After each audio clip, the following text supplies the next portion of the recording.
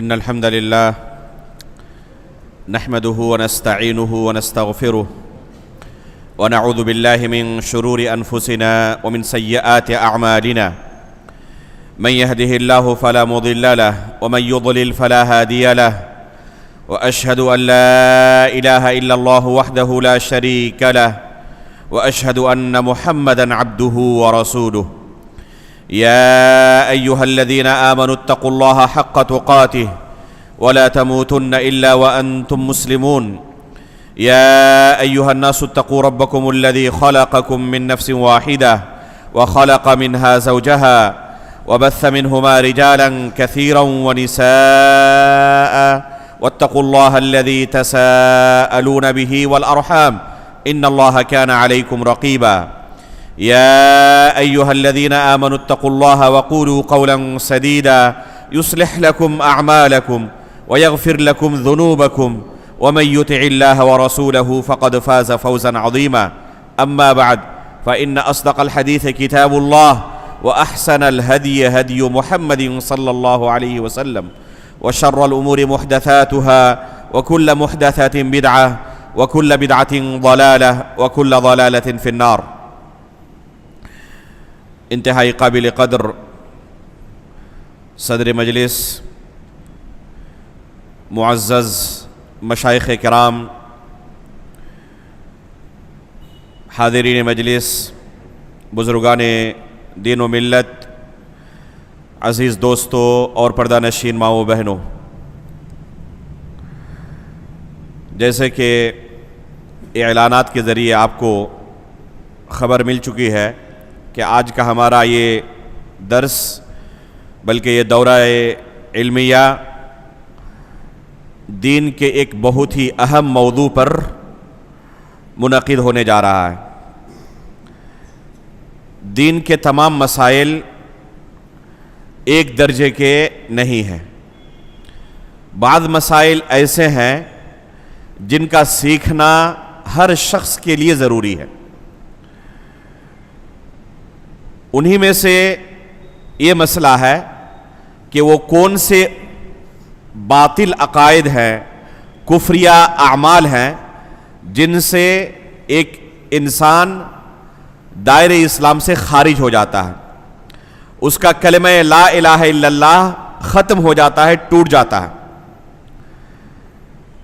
اللہ رب العالمین نے ہمیں بے شمار نعمتوں سے نوازا ہے۔ اللہ رب العالمین کی نعمتوں کو ہم شمار کرنا چاہے شمار نہیں کر سکتے۔ وَإِن تَعُدُّوا نِعْمَةَ اللَّهِ لَا تُحْصُوهَا، ان نعمتوں میں علی الاطلاق اگر سب سے عظیم کوئی نعمت ہمارے پاس موجود ہے تو وہ توحید کی نعمت ہے، دین اور شریعت کی نعمت ہے۔ اگر دنیا کی دوسری نعمتیں ہم سے زائل ہو جائیں، ختم ہو جائیں، ہم دوسری نعمتوں سے محروم ہو جائیں، کوئی دیکھنے کی نعمت سے محروم ہو گیا، کوئی سننے کی نعمت سے، کوئی چلنے پھرنے کی نعمت سے، صحت و تندرست کی نعمت سے، مال و دولت کی نعمت سے، تو اس خسارے کو برداشت کیا جا سکتا ہے۔ لیکن اگر کوئی دین کی نعمت سے محروم ہو گیا تو اس خسارے کو برداشت نہیں کیا جا سکتا، کیونکہ یہ زندگی ہمیشگی کی زندگی نہیں ہے۔ ہمیں اس دنیا سے ایک دن رخصت ہونا ہے، اور یہ یقینی ہے، جس کے بارے میں کسی کو کوئی شک و شبہ نہیں ہے۔ یہ زندگی کب ختم ہوگی اس کا کسی کو علم نہیں، لیکن یقیناً ختم ہوگی۔ وہ ایک لمحے کے بعد بھی وقت آ سکتا ہے، 1 سال کے بعد بھی یا 100 سال کے بعد بھی، لیکن یہ یقینی ہے کہ ہم ایک دن اس دنیا سے رخصت ہونے والے ہیں۔ آئندہ 100 سال کے بعد جو ابھی یہاں پر موجود ہیں، غالباً ہم اپنی قبروں میں رہیں گے، اس دنیا میں نہیں رہیں گے۔ تو اس دنیا سے رخصت ہونا ایک یقینی امر ہے۔ اس کے بعد کی جو زندگی ہے، یہ زندگی آخرت کی زندگی، جنت و جہنم کی زندگی، یہ حقیقی زندگی ہے اور یہ کبھی ختم نہیں ہونے والی۔ اس لیے اصل کامیابی اور ناکامی اس آخرت کی زندگی کی کامیابی اور ناکامی ہے۔ اگر کوئی شخص آخرت کی زندگی میں کامیاب ہو گیا، جنت اسے اللہ رب العالمین کی حاصل ہو گئی، جہنم سے نجات مل گئی، تو یہی حقیقی کامیابی ہے۔ اللہ رب العالمین کا ارشاد ہے کل نفس ذائقۃ الموت وانما توفون اجورکم یوم القیامہ فمن زحزح عن النار وادخل الجنۃ فقد فاز وما الحیاۃ الدنیا الا متاع الغرور۔ اسی حقیقت کو اللہ رب العالمین نے اس آیت کے اندر بیان کر دیا کہ ہر نفس کو موت کا مزہ چکھنا ہے۔ جن کو اللہ رب العالمین نے ایک محدود وقت کے لیے پیدا کیا ہے، وہ وقت جب ختم ہو جائے اسے اس دنیا سے رخصت ہونا ہے، چاہے اس کی زندگی کتنی ہی لمبی کیوں نہ ہو جائے، وہ ایک دن ختم ہونے والی ہے۔ اور پھر جب آخرت میں لوگ پہنچیں گے اللہ رب العالمین کے پاس، وَإِنَّمَا تُوَفَّوْنَ أُجُورَكُمْ يَوْمَ الْقِيَامَةِ، قیامت کے دن تمہیں اپنے عمل کا پورا بدلہ عطا کیا جائے گا، جیسا عمل ہوگا اسی طرح بدلہ دیا جائے گا۔ اللہ رب العالمین کسی کے ساتھ کوئی ظلم نہیں کریں گے۔ دوسری آیت میں اللہ رب العالمین نے کیا فرمایا؟ فَمَن يَعْمَلْ مِثْقَالَ ذَرَّةٍ خَيْرًا يَرَهُ وَمَن يَعْمَلْ مِثْقَالَ ذَرَّةٍ شَرًّا يَرَهُ، اگر ذرے کے برابر بھی خیر کا کام کیا ہوگا اسے بھی اپنے نامہ اعمال کے اندر دیکھے گا، اور ذرے کے برابر کوئی برائی کی ہوگی تو اسے بھی اپنے نامہ اعمال کے اندر پائے گا۔ اسی کو اللہ رب العالمین نے فرمایا اس آیت میں وَإِنَّمَا تُوَفَّوْنَ أُجُورَكُمْ يَوْمَ الْقِيَامَةِ، تمہیں اپنے عمل کا پورا بدلہ دیا جائے گا قیامت کے دن۔ اس کے بعد فرمایا فَمَنْ زُحْزِحَ عَنِ النَّارِ وَأُدْخِلَ الْجَنَّةِ فَقَدْ فَازَ، اگر کوئی شخص جہنم سے نجات پا گیا، کسی طرح جہنم سے اسے نجات مل گئی اور جنت میں اسے داخلہ مل گیا، تو حقیقت میں یہ بندہ کامیاب ہو گیا۔ اصل کامیابی یہ کامیابی ہے۔ دنیاوی زندگی کے اندر جو کامیابیاں ملتی ہیں، ناکامیاں کسی کو لاحق ہوتی ہیں، تو یہ وقتی کامیابی اور ناکامی ہے۔ اللہ رب العالمین نے اس دنیاوی زندگی کے بارے میں کیا فرمایا؟ وَمَا الْحَيَاةُ الدُّنْيَا إِلَّا مَتَاعُ الْغُرُورِ، یہ دنیاوی زندگی جو ہے یہ دھوکے کا سامان ہے، بس یہ چند لمحوں کی زندگی ہے، اور اس کے بارے میں کسی انسان کو کوئی خبر بھی نہیں کہ کتنی لمبی ہونے والی ہے۔ تو اصل جس چیز کی ہمیں فکر کرنی ہے وہ آخرت کی زندگی کی فکر کرنی ہے، اور آخرت کی جو زندگی ہوگی اس میں جنت و جہنم کا فیصلہ اسی توحید کے اوپر ہوگا، دین کے اوپر ہوگا۔ اگر اس شخص نے اس دین کو فالو کیا ہے جو دین اللہ رب العالمین نے نازل کیا تھا، جس دین کو اللہ کے رسول نے اپنے صحابہ کو سکھایا تھا، اگر اسی دین پر اس نے اپنی زندگی گزاری ہے کامیاب ہو جائے گا۔ لیکن اگر اس نے کسی دوسرے دین پر اپنی پوری زندگی گزار دی، جس دین کو صحابہ کرام نہیں جانتے تھے، اللہ کے رسول نے وہ دین انہیں نہیں سکھایا تھا، تو یہ دین اللہ رب العالمین اس بندے سے قبول نہیں کرنے والا ہے۔ وَمَن يَبْتَغِ غَيْرَ الْإِسْلَامِ دِينًا فَلَن يُقْبَلَ مِنْهُ وَهُوَ فِي الْآخِرَةِ مِنَ الْخَاسِرِينَ۔ اللہ رب العالمین نے اعلان فرما دیا کہ اگر کوئی دین اسلام کے علاوہ کوئی دوسرا دین تلاشے، ہرگز اس سے یہ دین قبول نہیں کیا جائے گا، اور آخرت میں وہ خسارہ اٹھانے والوں میں سے ہوگا۔ تو کون سا دین اسلام؟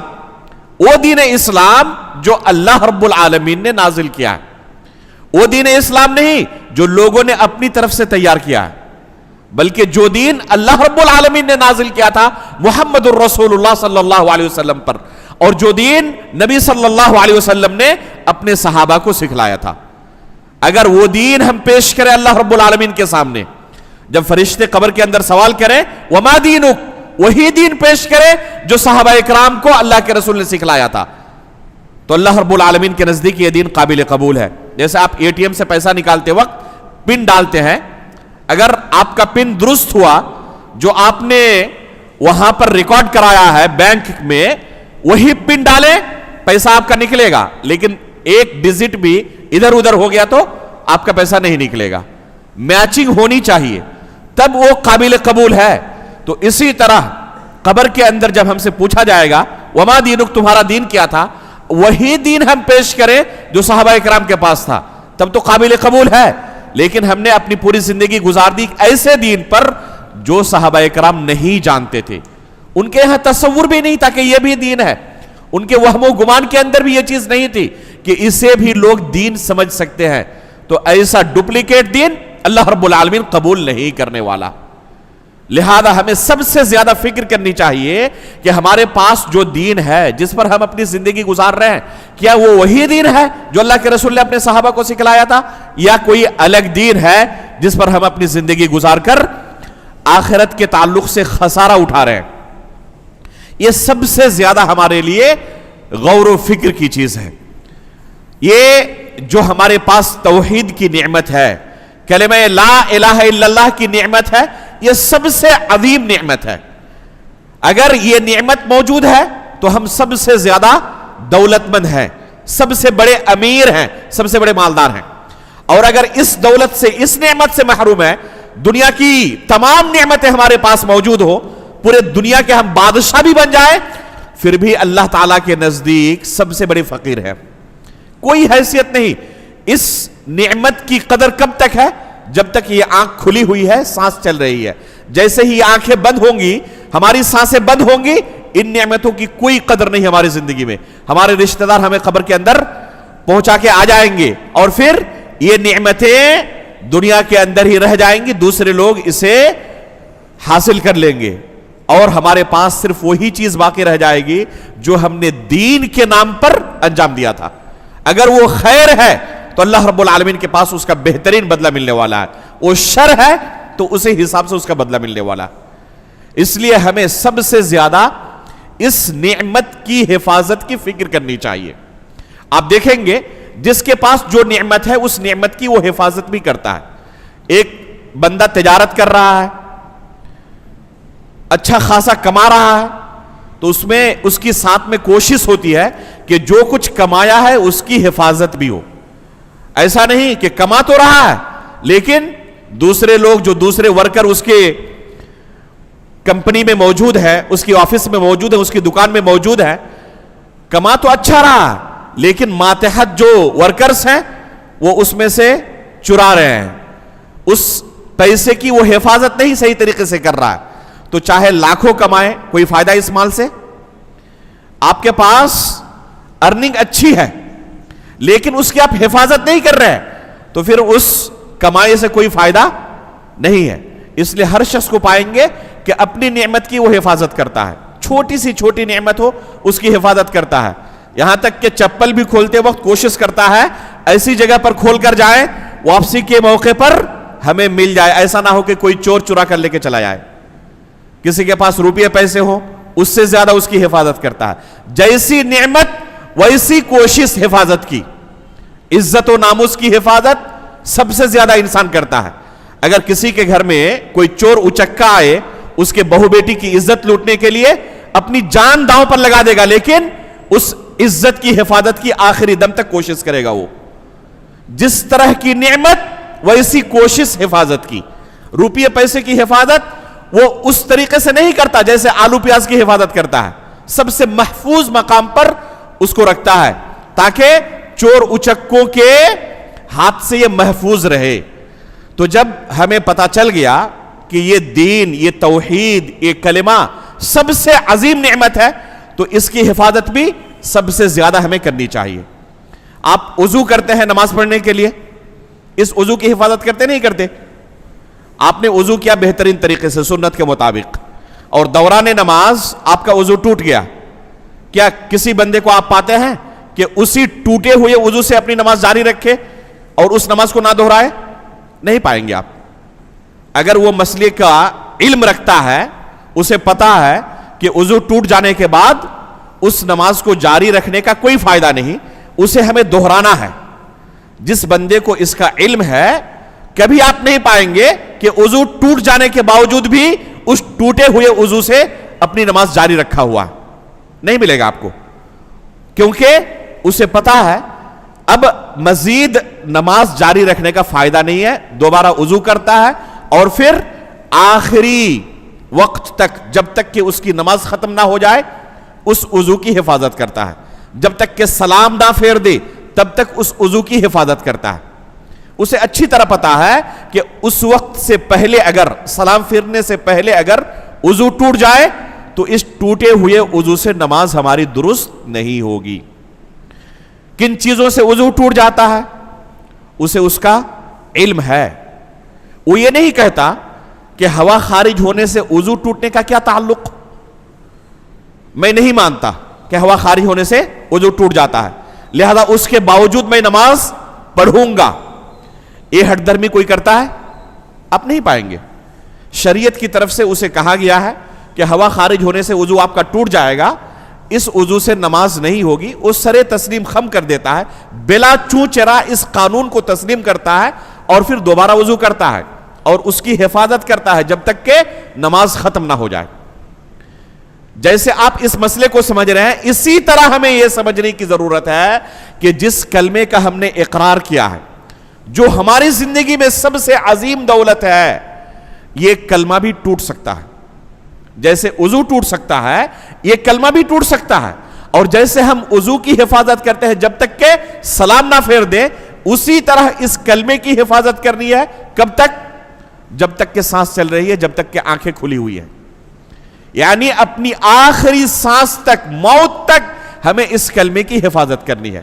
اللہ کے رسول صلی اللہ علیہ وسلم اپنے ہر خطبے کی شروعات ان آیتوں سے کرتے تھے جن کی ابھی میں نے تلاوت کی شروع میں۔ اس میں ایک آیت کون سی ہے؟ اللہ رب العالمین نے فرمایا وَلَا تَمُوتُنَّ إِلَّا وَأَنْتُمْ مُسْلِمُونَ، کوشش کرو تمہاری وفات اسلام کی حالت پر ہو۔ ایسا نہ ہو کہ جب تمہاری وفات ہوئی تم اسلام کی نعمت سے محروم ہو چکے تھے، کافر ہو چکے تھے، کفر کی حالت میں تم دنیا سے رخصت ہوئی۔ ایسا نہیں ہونا چاہیے۔ اگر کفر پر کسی کی وفات ہوئی ہے تو کبھی یہ بندہ اللہ رب العالمین کی جنت نہیں پا سکتا، ہمیشہ جہنم میں رہے گا، اور اس سے بڑا کوئی خسارہ نہیں ہے۔ تو ہمیں اس کلمے کی حفاظت کرنی ہے۔ کب تک؟ جب تک کہ ہماری یہ زندگی باقی ہے، جب تک کہ ہماری سانسیں چل رہی ہیں، جب تک کہ ہمارے پاس عقل کی نعمت موجود ہے، تب تک ہمیں اس کلمے کی حفاظت کرنی ہے۔ کن چیزوں سے؟ ان چیزوں سے جن سے یہ کلمہ ٹوٹ سکتا ہے۔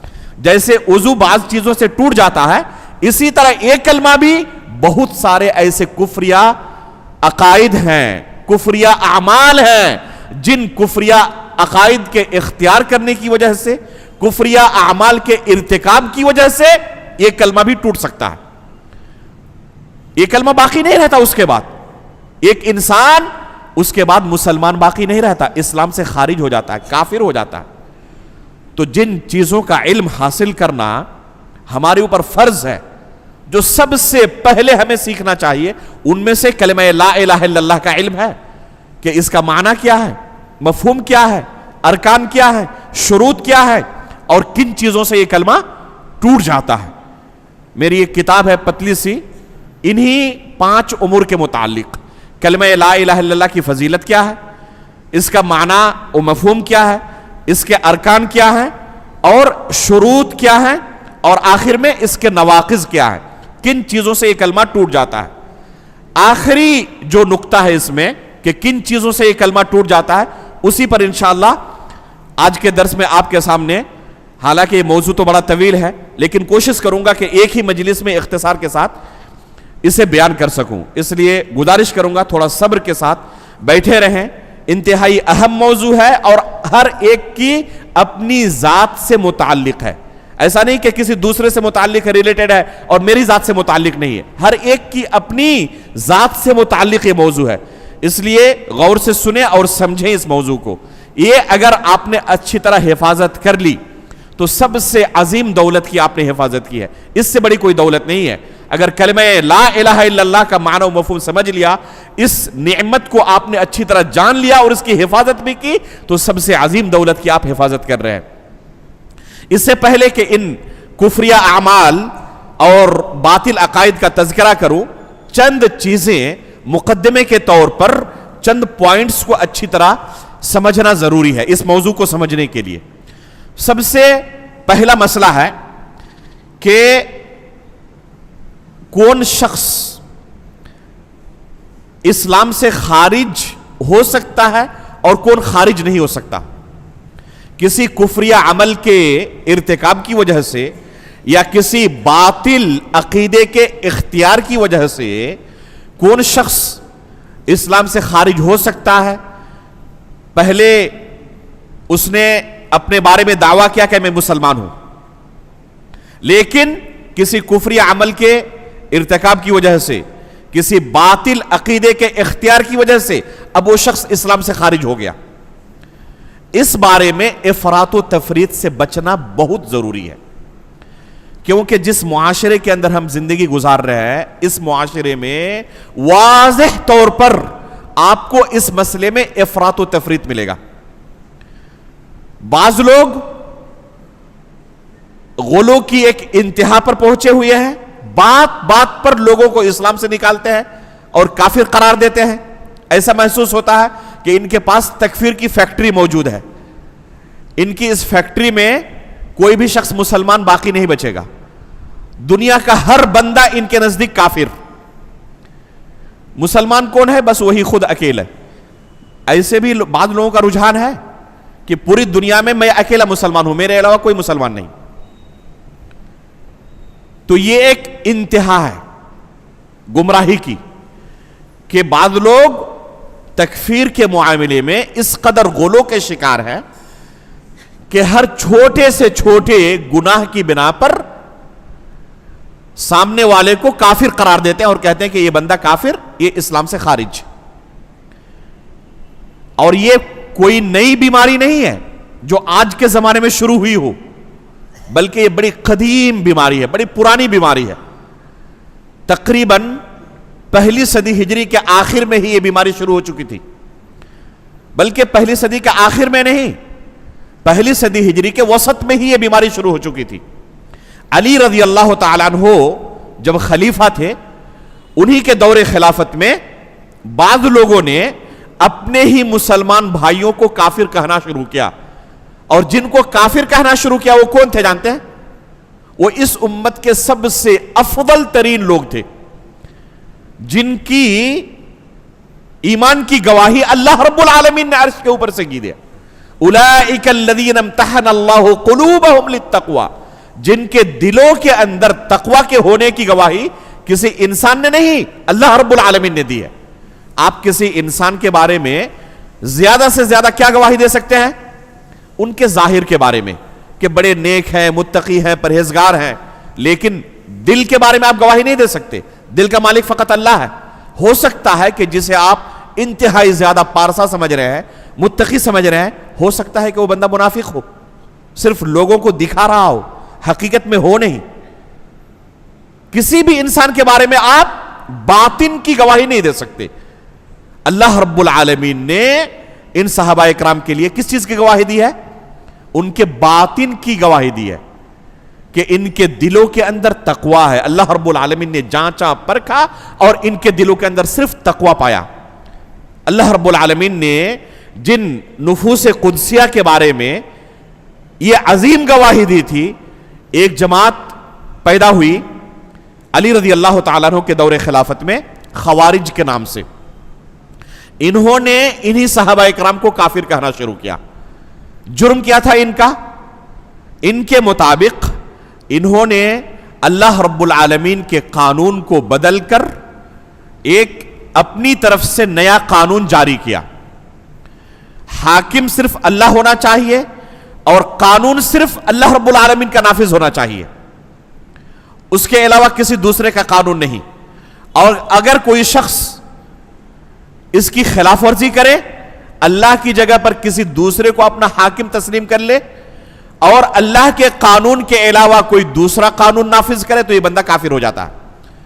اور اس کی دلیل انہوں نے اپنے فہم کے مطابق قرآن سے پیش کرنی شروع کی اور کہا کہ اللہ رب العالمین نے قرآن کریم کے اندر کہا ہے وَمَن لَمْ يَحْكُمْ بِمَا أَنزَلَ اللَّهُ فَأُولَئِكَ هُمُ الْكَافِرُونَ، کہ جو اللہ رب العالمین کے نازل کردہ قانون کے مطابق فیصلہ نہ کرے وہ کافر ہے۔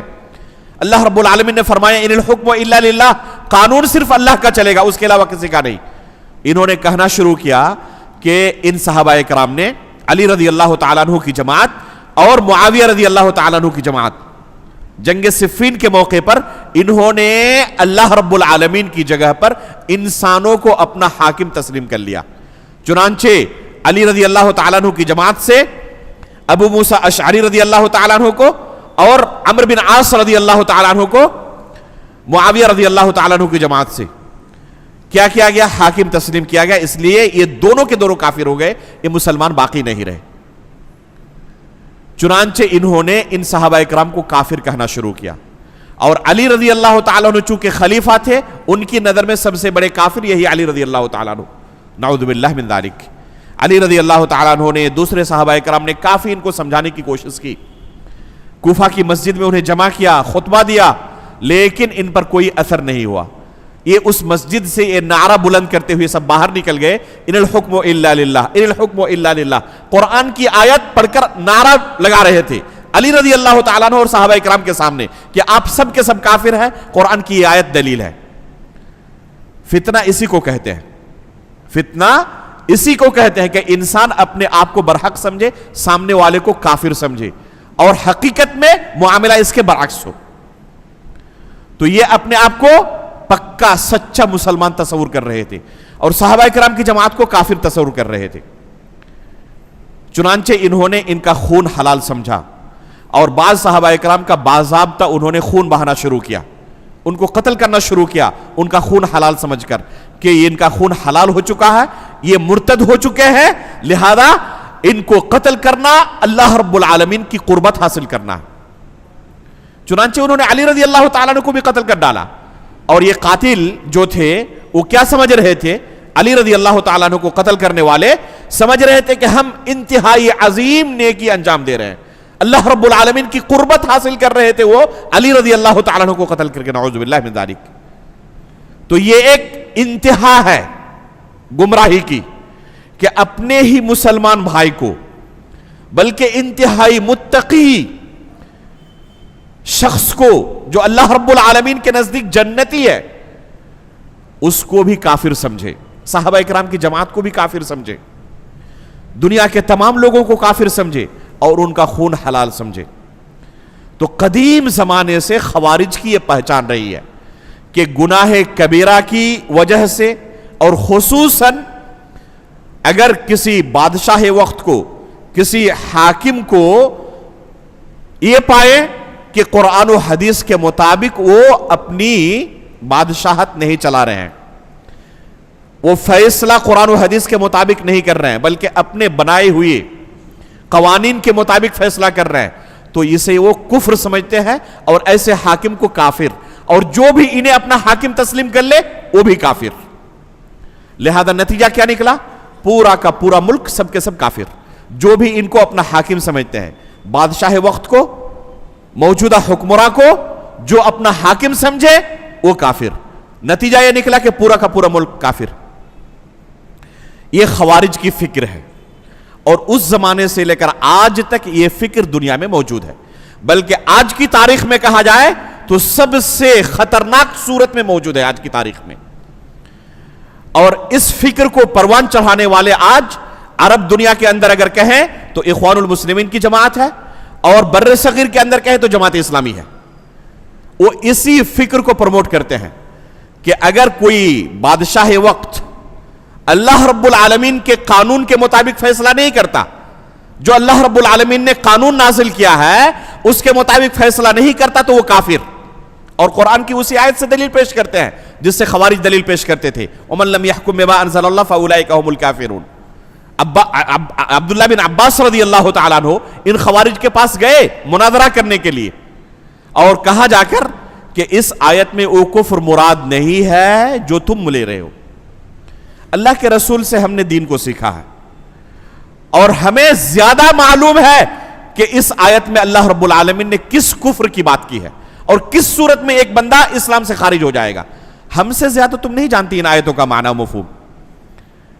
تو یہ ایک انتہا ہے جس پر قدیم زمانے سے خوارج قائم ہے، چاہے قدیم خوارج ہو یا جدید خوارج ہو۔ چنانچہ آپ دیکھیں، سید قطب کی کتابیں اٹھائیں، آپ کو صاف لفظوں میں ملے گا کہ آج پوری دنیا کافر ہو چکی ہے، پوری کی پوری سوسائٹی کافر ہو چکی ہے۔ میری ایک کتاب ہے منہج سلف کا دفاع، میں نے اس کتاب میں سید قطب کی کتابوں سے ان کی عبارت نقل کی ہے، جس میں انہوں نے صاف طور پر پوری سوسائٹی کی تکفیر کی ہے کہ کوئی مسلمان باقی نہیں ہے، یہاں تک کہ وہ شخص جو لوگوں کو نماز کے لیے بلا رہا ہے. اگر کوئی شخص اسلام کے اندر داخل ہونا چاہے تو آپ اس سے کیا مطالبہ کریں گے؟ 1 منٹ کے لیے اگر سید قطب کی بات مان لی جائے کہ سب کے سب کافر ہو چکے ہیں تو ان کو دوبارہ مسلمان بنانے کا کیا طریقہ ہوگا؟ کوئی بھی شخص آپ کے پاس آیا اور کہے کہ میں اسلام کے اندر داخل ہونا چاہتا ہوں تو آپ اس سے کیا مطالبہ کریں گے؟ یہی کہیں گے نا کہ اشہد ان لا الہ الا اللہ واشہد ان محمدًا عبدہ ورسولہ. یہ کلمہ پڑھ لو تم مسلمان ہو جاؤ گے. یہی کلمہ شہادت ہے جسے پڑھ کر ایک شخص جو غیر مسلم ہے مسلمان بنتا ہے. ایک مؤذن اسی کلمے کا نہ اقرار کرتا ہے اذان میں. ایک مؤذن اسی کلمے کا اقرار کرتا ہے, لوگوں کو نماز کے لیے جب بلاتا ہے تو اشہد ان لا الہ الا اللہ اشہد ان محمدً رسول اللہ اسی کلمے کو پڑھتا ہے. اس کے باوجود سید قطب کیا کہتے تھے؟ یہ مؤذن بھی کافر. جو اشہد ان لا الہ الا اللہ کا اشہد ان محمد رسول اللہ کا صدا بلند کر رہا ہے اس کو بھی کافر کہتے تھے. امام بھی کافر جو نماز میں قرآن کی تلاوت کر رہا ہے, اللہ اکبر اللہ اکبر بار بار ایک رکن سے منتقل ہوتے ہوئے دوسرے رکن کی طرف پڑھ رہا ہے, وہ بھی کافر. کیوں؟ کہتے تھے کہ یہ صرف زبان سے نکلنے والا کلمہ ہے, حقیقت سے واقف نہیں ہے. اصل توحید توحید حاکمیت ہے, اللہ رب العالمین کو حاکم تسلیم کرنا اور اس کے قانون کو نافذ کرنا. چنانچہ انہوں نے اللہ کے قانون کو نافذ نہیں کیا اس لیے یہ کافر, اور جو انہیں اپنا حاکم تسلیم کرے وہ کافر. تو پورے ملک کے اندر جو ابھی بادشاہ ہمارے ہیں وہ اللہ کے قانون کو نافذ نہیں کر رہے ہیں اور لوگ انہیں اپنا بادشاہ مان رہے ہیں, اس لیے سب کے سب کافر. نتیجہ یہ نکلا کہ پورے ملک کے اندر کوئی مسلمان نہیں. اس لیے سید قطب کی آپ سیرت پڑھیں پائیں گے کہ جمعہ کی نماز کے لیے بھی حاضر نہیں ہوتے تھے, باجماعت نماز بھی نہیں پڑھتے تھے, کیونکہ نظریہ یہ تھا کہ یہ لوگ تو سب کافر ہیں. جب یہ فکر لوگوں کے ذہن و دماغ میں داخل ہو جائے کہ بس میں مسلمان باقی سب کافر, اور کوئی شخص پہلے مسلمان تھا اب کافر ہوا ہے جسے مرتد کہتے ہیں, تو مرتد کی سزا کیا ہے؟ مرتد کی سزا قتل ہے. جیسے کہ ہم نے ابھی کہا کہ خوارج نے کیا شروع کیا تھا؟ صحابہ اکرام کا قتل کرنا شروع کر دیا تھا.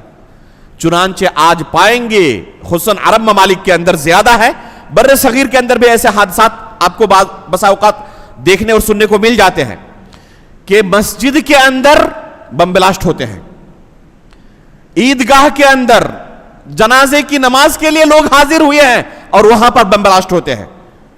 کن کو قتل کیا گیا؟ جو نماز کے لیے حاضر ہوئے تھے.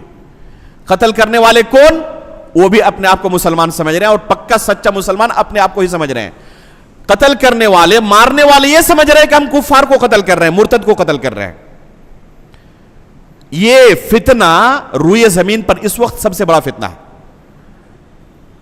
بے شمار لوگ اس فکر کے تحت اپنے ہی مسلمان بھائیوں کے خون کے پیاسے ہیں, جو سمجھتے ہیں کہ میرے علاوہ ہر کوئی کافر, کوئی شخص مسلمان دنیا میں باقی نہیں ہے. آپ سعودی عرب کے اندر جیلوں کے اندر بہت سارے ایسے لوگوں کو پائیں گے جو اسی فکر کے تحت کہیں پر کوئی واردات انجام دینا چاہتے تھے, کہیں پر بم بلاسٹ کرنا چاہتے تھے, لیکن کامیاب نہیں ہو سکے, پکڑے گئے اور پھر ان کو جیلوں کے اندر بند کیا گیا اور پھر ان کی کاؤنسلنگ کی جاتی ہے.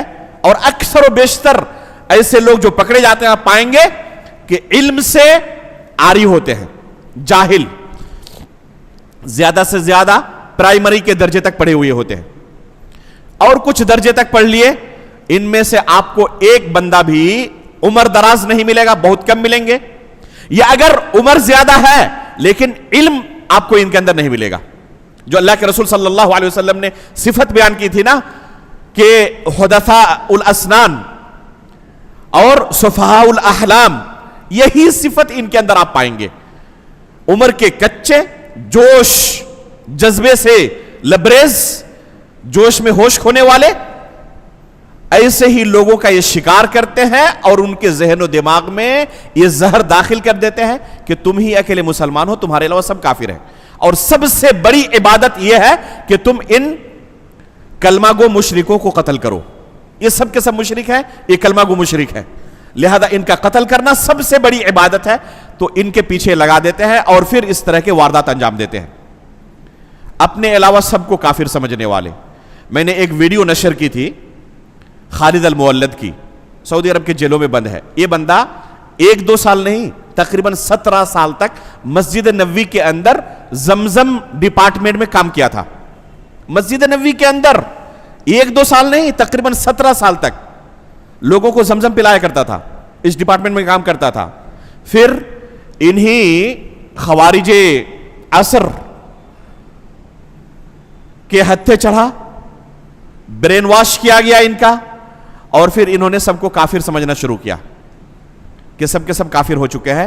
اب ان کو قتل کرنا سب سے عظیم عبادت ہے. چنانچہ انہوں نے اسی طرح کی حرکت انجام دینے کی کوشش کی، لیکن کامیاب نہیں ہو سکا، پکڑا گیا، جیلوں میں بند ہے. ایک صحافی انٹرویو لینے کے لیے پہنچتے ہیں، اور یہی میں نے تھوڑا سا اسے نشر کیا تھا اپنی فیس بک ٹائم لائن پر. یہ پوچھ رہے ہیں صحافی خالد المولد کو، یہ افریقی النسل اصل ہے، کہ آپ سے جو بات چیت ہوئی اس کا نتیجہ یہ نکلا کہ آپ بادشاہ وقت کو کافر سمجھ رہے ہیں. تو جواب میں خالد المولد کیا کہہ رہا ہے کہ صرف بادشاہ کو نہیں، رعایا کو بھی میں کافر سمجھتا ہوں. تو پھر یہ پوچھ رہے ہیں کہ اگر آپ رعایا کو سمجھ رہے ہیں کافر، تو اس کا مطلب کہ پورے ملک کے اندر اکیلے مسلمان آپ ہی ہیں. تو جواب میں خالد المولد کہہ رہا ہے کہ پورے ملک میں نہیں، پوری دنیا میں، پوری دنیا میں اکیلا ایک مسلمان میں ہی ہوں، باقی سب کے سب کافر. باضابطہ کوئی شرم و حیا نہیں.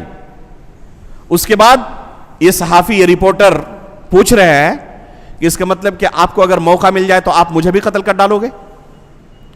تو کہہ رہا ہے کہ آج ابھی میرے ہاتھ بندھے ہوئے ہیں، اس وجہ سے میں آپ کے اوپر حملہ نہیں کر پا رہا ہوں. اگر چھری نہ ملے تو کم از کم گلا گھونٹ کر بھی آپ کو میں مارنے کی کوشش کروں گا، لیکن مجبور ہوں. اس کے بعد یہ مائک وغیرہ پورا اتار کے رکھ دیتے ہیں اور کہتے ہیں کہ اب آگے سے آپ کے ساتھ انٹرویو کرنے کی میری ہمت نہیں ہو رہی ہے. میں بھی ایک انسان ہوں، ظاہر سی بات ہے کہ میری ہمت کا بھی اس کی بھی ایک حد ہے، تو اب آگے انٹرویو میں جاری نہیں رکھ پاؤں گا آپ کے ساتھ. اور پھر پورا سامان وغیرہ رکھ دیتے ہیں کھول کر. اس فکر کے لوگ آج کی تاریخ میں کم نہیں ہیں، بے شمار ہیں. یہ ایک انتہا ہے، یہ ایک انتہا ہے. استاد محترم شیخ سلیمان الرحیلی حفظہ اللہ ایک درس میں کہہ رہے تھے کہ ان نوجوانوں کے ساتھ گفتگو کرنے کے لیے جیل میں گیا، کافی ان کے ساتھ بات چیت کی، سمجھانے کی کوشش کی. تو یہ کیا کہہ رہے ہیں کہ آپ ہیں شیخ سلیمان الرحیلی حفظہ اللہ کو، شیخ عبدالسلام السحیمی حفظہ اللہ ہیں، جامعہ اسلامیہ مدینہ طیبہ کے بہت بڑے پروفیسر ہیں، بہت معروف علمی شخصیت ہے. اور شیخ صالح الفوزان حفظہ اللہ کا نام لیا، جو ابھی موجودہ سعودی عرب کے اندر کیا ہیں، گرینڈ مفتی ہیں. ان تینوں کا نام لے کر کہہ رہا ہے یہ نوجوان کہ ہم آپ کو مرتد نہیں سمجھتے. مرتد تو وہ ہوگا نا جو پہلے مسلمان تھا بعد میں کافر ہوا. ہم آپ کو اصلی کافر سمجھتے ہیں. آپ کبھی اسلام کے اندر داخل ہی نہیں ہوئے تھے کہ آپ کو نکالنے کی ضرورت پڑے، منہ کے اوپر بغیر کسی شرم و حیا کے. اس طرح کے لوگ اگر سماج اور معاشرے کے اندر کھلے گھومے تو آپ سوچ سکتے ہیں کہ کیا فتنہ و فساد مچائیں گے. اور پوری دنیا کے اندر اگر سب سے بڑا فتنہ ابھی ہے تو یہی تکفیر کا فتنہ ہے. اور کھلم کھلا یہ اپنے اس فکر کو پروموٹ کرتے ہیں. بر صغیر کے اندر ڈاکٹر اسرار احمد کھلم کھلا کہتے تھے، ان کی تقریریں موجود ہیں، ریکارڈ شدہ ہیں، کہ نماز، روزے، حج، زکات سب کچھ کرتے رہو، اگر خلافت قائم کرنے کی کوشش نہ کرو، حکومت الہیہ قائم کرنے کی کوشش نہ کرو تو یہ سب تمہارے منہ پر مار دی جائیں گی. تب تک تم کفر کی زندگی گزار رہے ہو جب تک کہ خلافت قائم کرنے کی کوشش نہیں کرو گے. اور نہ تم کفر کی زندگی گزار رہے ہو تو مسلمان نہیں ہو. اب بندہ کیا کرے گا؟ اپنے آپ کو مسلمان ثابت کرنے کے لیے خلافت قائم کرنی ہوگی. کیسے؟ جو بھی ہماری فکر کا نہ ہو اس کو ختم کر کے. جیسے ایک لطیفہ کہا جاتا ہے، ایک نیتا آئے اور انہوں نے اعلان کیا کہ مجھے جتا دیں، میں غریبی ختم کر دوں گا، ملک کے اندر غریبی نہیں رہے گی. تو لوگوں نے پوچھا کیسے ختم کریں گے؟ کہا کہ غریبوں کو ختم کر کے. نہ غریب رہیں گے نہ غریبی رہے گی. تو اسی طرح یہ خلافت قائم کرنا چاہتے ہیں. کیسے؟ جو بھی اپنے نظریے کا نہ ہو اس کو ختم کر دو دنیا سے. صرف وہی لوگ دنیا میں زندگی گزارنے کا حق رکھتے ہیں جو ہمارے نظریے کے ہوں. ایک ہمارا ساتھی اس نے خود اپنا تجربہ بیان کیا. یہ ہمارے ملک کا نہیں ہے, دوسرے ملک کا ہے. مدینہ یونیورسٹی کے اندر ہم ساتھ میں ناشتہ کر رہے تھے. اس نے خود اپنا تجربہ بیان کیا کہ چھٹی میں گھر گیا ہوا تھا اور جن ساتھیوں کے ساتھ میں نے اپنی زندگی پوری گزاری ہے, لنگوٹیا یار تھے ہمارے, اسی فکر کے تحت کیا ہوئے, ہتھے چڑھ گئے ان کے خوارج عصر کے, اور انہوں نے مجھے آ کر اپنی جماعت میں شامل کرنا چاہا اور کہا کہ فلاں فلاں جگہ ہم کچھ اس طرح کے واردات انجام دینے والے ہیں, تو آپ بھی ہمارے ساتھ چلیں. میں بڑا حیران و پریشان ہو گیا کہ یہ کس فکر کے تحت آ گئے. کافی سمجھانے کی کوشش کی کہ دیکھیں یہ اسلام نہیں ہے, آپ کسی غلط صحبت کے اثر آ گئے ہیں اور اس وجہ سے آپ اسے نیکی سمجھ رہے ہیں. یہ اسلام نہیں ہے, اسلام اس سے بری ہے. یہ خوارج کی فکر ہے جو اپنے علاوہ تمام مسلمانوں کو کافر سمجھتے ہیں اور ان کا خون حلال سمجھتے ہیں. کافی ان کو سمجھایا, انہوں نے میرے سامنے تو کچھ نہیں کہا. بعد میں مجھے پتا چلا کہ انہوں نے اپنی پلاننگ بدل دی ہے, اب مجھے قتل کرنے کے لیے پلاننگ کر رہے ہیں. اور فوراً میں اسی وقت وہاں سے بھاگا, ایئرپورٹ پہنچا پاسپورٹ لے کر, اور چھٹی ختم ہونے سے پہلے ہی پورا دوبارہ پھر مدینہ آ گیا. اگر ایک دن دو دن رہ جاتا تو پہلے مجھے قتل کرتے, بعد میں دوسروں کو قتل کرتے, اپنے ہی ساتھی کو. سعودی عرب کے اندر آپ کو کچھ ویڈیو ملے ہوں گے, بڑے مشہور ہوئے تھے, بڑے وائرل ہوئے تھے یہ ویڈیوز.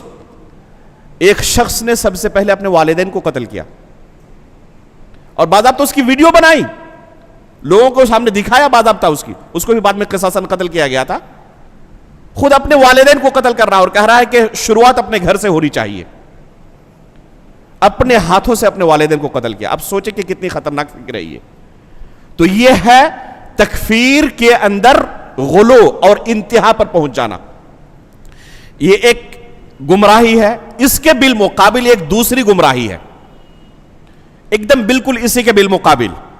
وہ دوسری گمراہی کیا ہے؟ چاہے کوئی کچھ بھی نظریہ رکھے, کھلم کھلا کفریہ عقائد کا اعلان کرے, کفریہ اعمال کا ارتکاب کرے, ہم کسی کو کافر نہیں کہہ سکتے.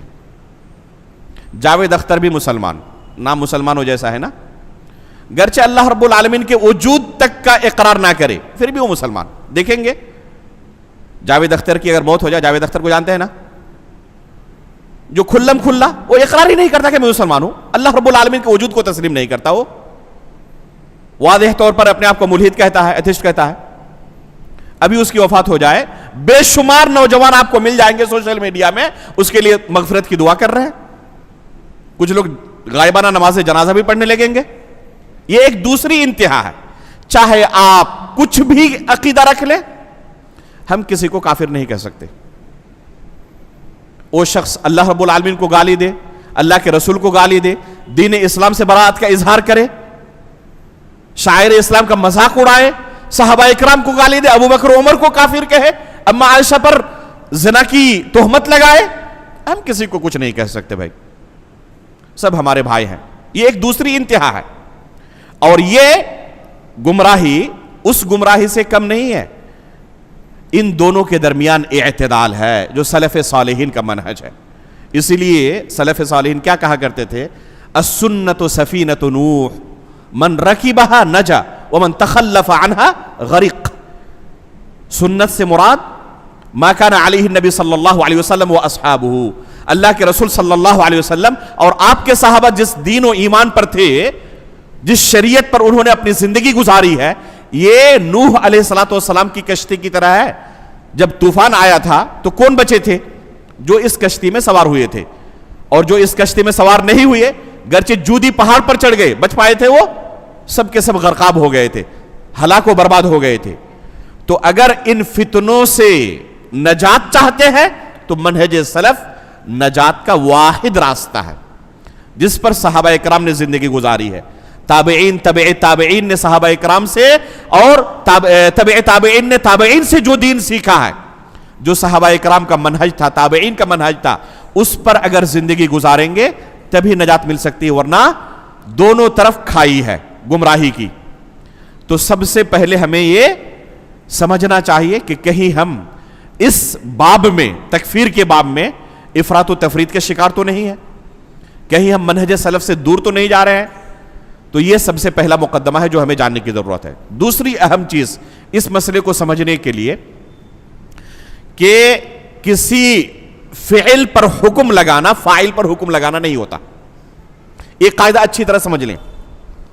کسی عمل پر حکم لگانا کہ یہ عمل کفری عمل ہے, یہ عقیدہ کفری عقیدہ ہے, تو اس عمل پر حکم لگانا اس عمل کرنے والے پر حکم لگانا نہیں ہوتا. کسی فعل پر حکم لگانا اس فعل کے فاعل پر حکم لگانا نہیں ہوتا. دونوں دو الگ الگ چیزیں ہیں. اس لیے جب کہا جائے کہ کوئی شخص قرآن کریم کو مخلوق کہے تو کافر, اب آپ جا کر کسی کا انٹرویو لے اور کہے کہ تم قرآن کو مخلوق کہتے ہو یا کیا کہتے ہو, وہ کہے کہ میں تو مخلوق جانتا ہوں. اس سے آپ پوچھیں کہ اللہ رب العالمین کہاں ہے, عرش کے اوپر مستوی ہے یا ہر جگہ ہے, وہ کہے میں تو جانتا ہوں کہ اللہ تعالیٰ ہر جگہ ہے. اب کہے تم کافر. کیونکہ ہم نے درس میں آج یہی پڑھا ہے, یہی سنا ہے کہ جو اللہ رب العالمین کے عرش پر ہونے کا انکار کرے اور اللہ رب العالمین کو ہر جگہ کہے وہ کافر ہے. لہذا تم اگر اللہ رب العالمین کو ہر جگہ مانتے ہو, عرش پر نہیں مانتے, تو تم بھی کافر. اس لیے اس کے ساتھ کفار جیسا تعامل کرنا شروع کر دے. یہ غلط طریقہ ہوگا. فعل پر حکم لگانا فاعل پر حکم لگانا نہیں ہوتا. دونوں میں زمین و آسمان کا فرق ہے. ممکن ہے کہ کوئی شخص کوئی کفری عقیدہ رکھتا ہو, لیکن اس کے باوجود اس کے اوپر کفر کا حکم لگانا ہمارے لیے جائز نہ ہو. یہ ممکن ہے. ہو سکتا ہے کہ وہ شخص جاہل ہو, وہ جانتا ہی نہ ہو کہ یہ عقیدہ رکھنے کی وجہ سے میں کافر ہو جاؤں گا, اور اس وجہ سے جہالت کی بنیاد پر وہ عقیدہ رکھ رہا ہے. ہو سکتا ہے کہ بندہ تعویل کرنے والا ہو, وہ سمجھ رہا ہو کہ یہی عین شریعت ہے, اگر عقیدہ یہ نہ رکھوں تو میں کافر ہو جاؤں گا, اس وجہ سے وہ عقیدہ رکھ رہا. اس کے مولویوں نے اس کے ذہن کے اندر یہی داخل کر دیا کہ اللہ رب العالمین کو اگر عرش پر مانو گے, ہر جگہ نہیں مانو گے تو کافر ہو جاؤ گے. اب وہ بندہ, ایک عام شخص جو پڑھا لکھا نہیں ہے, وہ یہ سمجھ کر یہ عقیدہ رکھ رہا ہے کہ یہ عقیدہ نہ رکھو تو کافر. اب آپ کہیں گے پھر بھی تم کافر, تو کرے گا کیا؟ وہ ایک عام بندہ ہے, تو کیا اس طرح سے ایک متعینہ شخص پر کفر کا فتویٰ لگانا درست ہوگا؟ نہیں, اس کے اصول و ضوابط ہیں. لیکن کیا اس وجہ سے ہم ان کفریہ عقائد کو, کفریہ اعمال کو کفری عمل نہ کہیں, کفری عقیدہ نہ کہیں؟ نہیں. حکم فعل پر ضرور لگے گا, فعل پر حکم ضرور لگے گا. ایک مثال سے اسے سمجھیں. آپ ایک ہوٹل گئے, آپ نے ہوٹل والے سے کہا کہ ایک گلاس جوس دیں, ٹھیک ہے, آپ نے جوس طلب کیا, لیکن اس نے آپ کے ساتھ دھوکہ بازی کی اور گلاس میں جوس کی جگہ شراب دے دیا. آپ نے طلب کیا تھا جوس, ملا کیا؟ شراب. آپ نے پی لیا اسے, تو کیا پیا آپ نے, شراب یا جوس؟ یقین ہے یا نہیں کہ شراب آپ نے پیا؟ کیا اس وجہ سے شراب کی جو حد ہے آپ کے اوپر نافذ کی جائے گی کیونکہ آپ نے شراب پی لیا ہے؟ جس وقت آپ شراب پی رہے تھے آپ کو معلوم تھا کہ میں شراب پی رہا ہوں, آپ نے کیا سمجھ کر اسے پیا ہے؟ جوس سمجھ کر, لیکن حقیقت میں کیا پیا ہے؟ شراب. آپ نے جوس سمجھ کر پیا تو وہ جوس نہیں بن گیا ہے, وہ شراب ہی ہے. اب اگر ہم کہتے ہیں کہ شراب پینے والا گنہگار ہے, گناہ کبیرہ کا مرتکب ہے, تو یہ حکم عام حکم ہوا. اب اگر کوئی بندہ جوس سمجھ کر دھوکے میں شراب پی لیا ہے تو یہ بندہ اس حکم میں شامل نہیں ہے. لیکن کیا ہم کہیں گے کہ اس نے شراب پیا ہی نہیں؟ نہیں, نفی نہیں کریں گے, ہم ضرور کہیں گے کہ اس نے شراب پیا ہے, لیکن جان بوجھ کر نہیں. اس کے اوپر یہ حکم نافذ ہو جائے یہ ضروری نہیں ہے. تو جب ہم کہتے ہیں کہ شراب پینے والا گناہ کبیرہ کا مرتکب ہے, ضروری نہیں کہ یہ حکم ہر بندے پر نافذ ہو جائے. ہو سکتا ہے کسی پر نافذ ہو, کسی پر نافذ نہ بھی ہو, یہ ضروری نہیں ہے. اللہ کے رسول صلی اللہ علیہ وسلم کے پاس ایک شخص کو لایا گیا اور کئی مرتبہ لایا گیا, ایک بار نہیں, شراب پینے کے جرم میں. اللہ کے رسول صلی اللہ علیہ وسلم اس پر حد نافذ کرتے, پھر تھوڑے دنوں کے بعد اسی جرم میں دوبارہ لا جایا تھا, پھر حد نافذ کرتے, ایک مرتبہ اسی جرم میں ان کو لایا گیا تو ایک صحابی نے کہہ دیا کہ تم پر اللہ کی لعنت ہو، بار بار تمہیں اللہ کے رسول کے دربار میں لایا جاتا ہے، تمہیں شرم نہیں آتی؟ اسی جرم میں بار بار تمہیں لایا جاتا ہے، تمہیں شرم نہیں آتی؟ تم پر اللہ کی لعنت ہو۔ تو فوراً اللہ کے رسول صلی اللہ علیہ وسلم نے فرمایا لا تلعنہ فإنہ یحب اللہ ورسولہ، اس پر لعنت نہ بھیجو، وہ اللہ اور اس کے رسول سے محبت کرتا ہے۔ اس شخص سے غلطی کیا ہوئی جس نے لعنت بھیجی اور اللہ کے رسول نے فوراً ان کو ٹوکا اور کہا کہ لعنت نہ بھیجو؟ خود اللہ کے رسول صلی اللہ علیہ وسلم نے شراب پینے والے پر لعنت بھیجی ہے کہ جو بندہ شراب پیے گا اس پر اللہ کی لعنت ہو، لیکن اللہ کے رسول کا یہ حکم عام حکم تھا، جو بھی پیے گا اس پر لعنت۔ اس عام حکم کو اس شخص نے ایک خاص بندے پر چسپاں کر دیا، نافذ کر دیا، تو فوراً اللہ کے رسول صلی اللہ علیہ وسلم نے کہا کہ نہیں، وہ عام حکم اس بندے پر لاگو نہیں ہوتا۔ کیوں؟ کیونکہ اس کے پاس ایک ایسی نیکی ہے جو اس گناہ کو ختم کر دیتی ہے۔ اللہ رب العالمین کا اصول ہے ان الحسنات یذہبن السیئات، کہ نیکیاں گناہوں کو ختم کر دیتی ہیں۔ یہ بندہ حقیقت میں اللہ اور اس کے رسول سے محبت کرتا ہے، اور یہ اتنی عظیم نیکی ہے اللہ اور اس کے رسول کے ساتھ محبت کرنا کہ اس نیکی کے بالمقابل یہ گناہ اللہ رب العالمین معاف کر دینے والا ہے، لہذا یہ بندہ اس لعنت کا مستحق نہیں ہے۔ خود اللہ کے رسول نے لعنت بھیجا تھا شراب پینے والے پر، لیکن ایک بندے پر چسپاں کر دیا گیا اس لعنت کو، تو اللہ کے رسول نے ٹوکا۔ ہمیں کیا پتہ چلا اس سے کہ کسی عمل پر جب ہم حکم لگائے اور کہے کہ جو یہ عقیدہ رکھے گا وہ کافر، جو یہ عقیدہ رکھے گا وہ کافر، وہ مشرک، تو آپ نے وہی عقیدہ کسی کو رکھتے ہوئے پایا، وہی کفری عمل کسی کو کرتے ہوئے پایا، تو یہ نہ سمجھے کہ اس بندے کے اوپر ہم نے حکم لگایا۔ دو الگ الگ چیزیں ہیں، عمل پر حکم لگانا الگ ہے اور اس عمل کے کرنے والے پر حکم لگانا بالکل الگ مسئلہ ہے۔ دونوں کے اندر خلط ملط کرنے کی وجہ سے بے شمار فتنے رونما ہوتے ہیں۔ ہم کوئی باطل عقیدہ ذکر کرتے ہیں اور کہتے ہیں کہ فلاں شخص نے یہ باطل عقیدہ رکھا ہوا ہے اور یہ کفری عقیدہ ہے، تو فوراً لوگ کیا کہتے ہیں کہ اس کو آپ نے کیا کہا؟ کافر کہا۔ ہم نے اس کو کافر نہیں کہا۔ مثال کے طور پر سر سید احمد خان ہمارے اس ہندوستان کے اندر بہت بڑی علمی شخصیت تھے، علی گڑھ مسلم یونیورسٹی کے بانی۔ انہوں نے عقل کی بنیاد پر بے شمار مسلمات کا انکار کیا ہوا ہے، قبر کے سوال و جواب کا، نعمت و عذاب کا، پل صراط کا، میزان کا، حوض کوثر کا، بلکہ جنت و جہنم کا بھی، فرشتوں کا بھی، جنوں کا بھی۔ آپ ایک طرف سے لسٹ بنائیں تو لمبی لسٹ بن جائے گی جن چیزوں کا اس بندے نے انکار کیا ہوا ہے۔ اور اگر کوئی شخص کہے کہ ان چیزوں کا انکار کرنا کفر ہے تو کہے کہ آپ نے سر سید احمد خان کو کافر کہا، یہ نتیجہ درست ہوگا؟ یہ نتیجہ درست نہیں ہوگا۔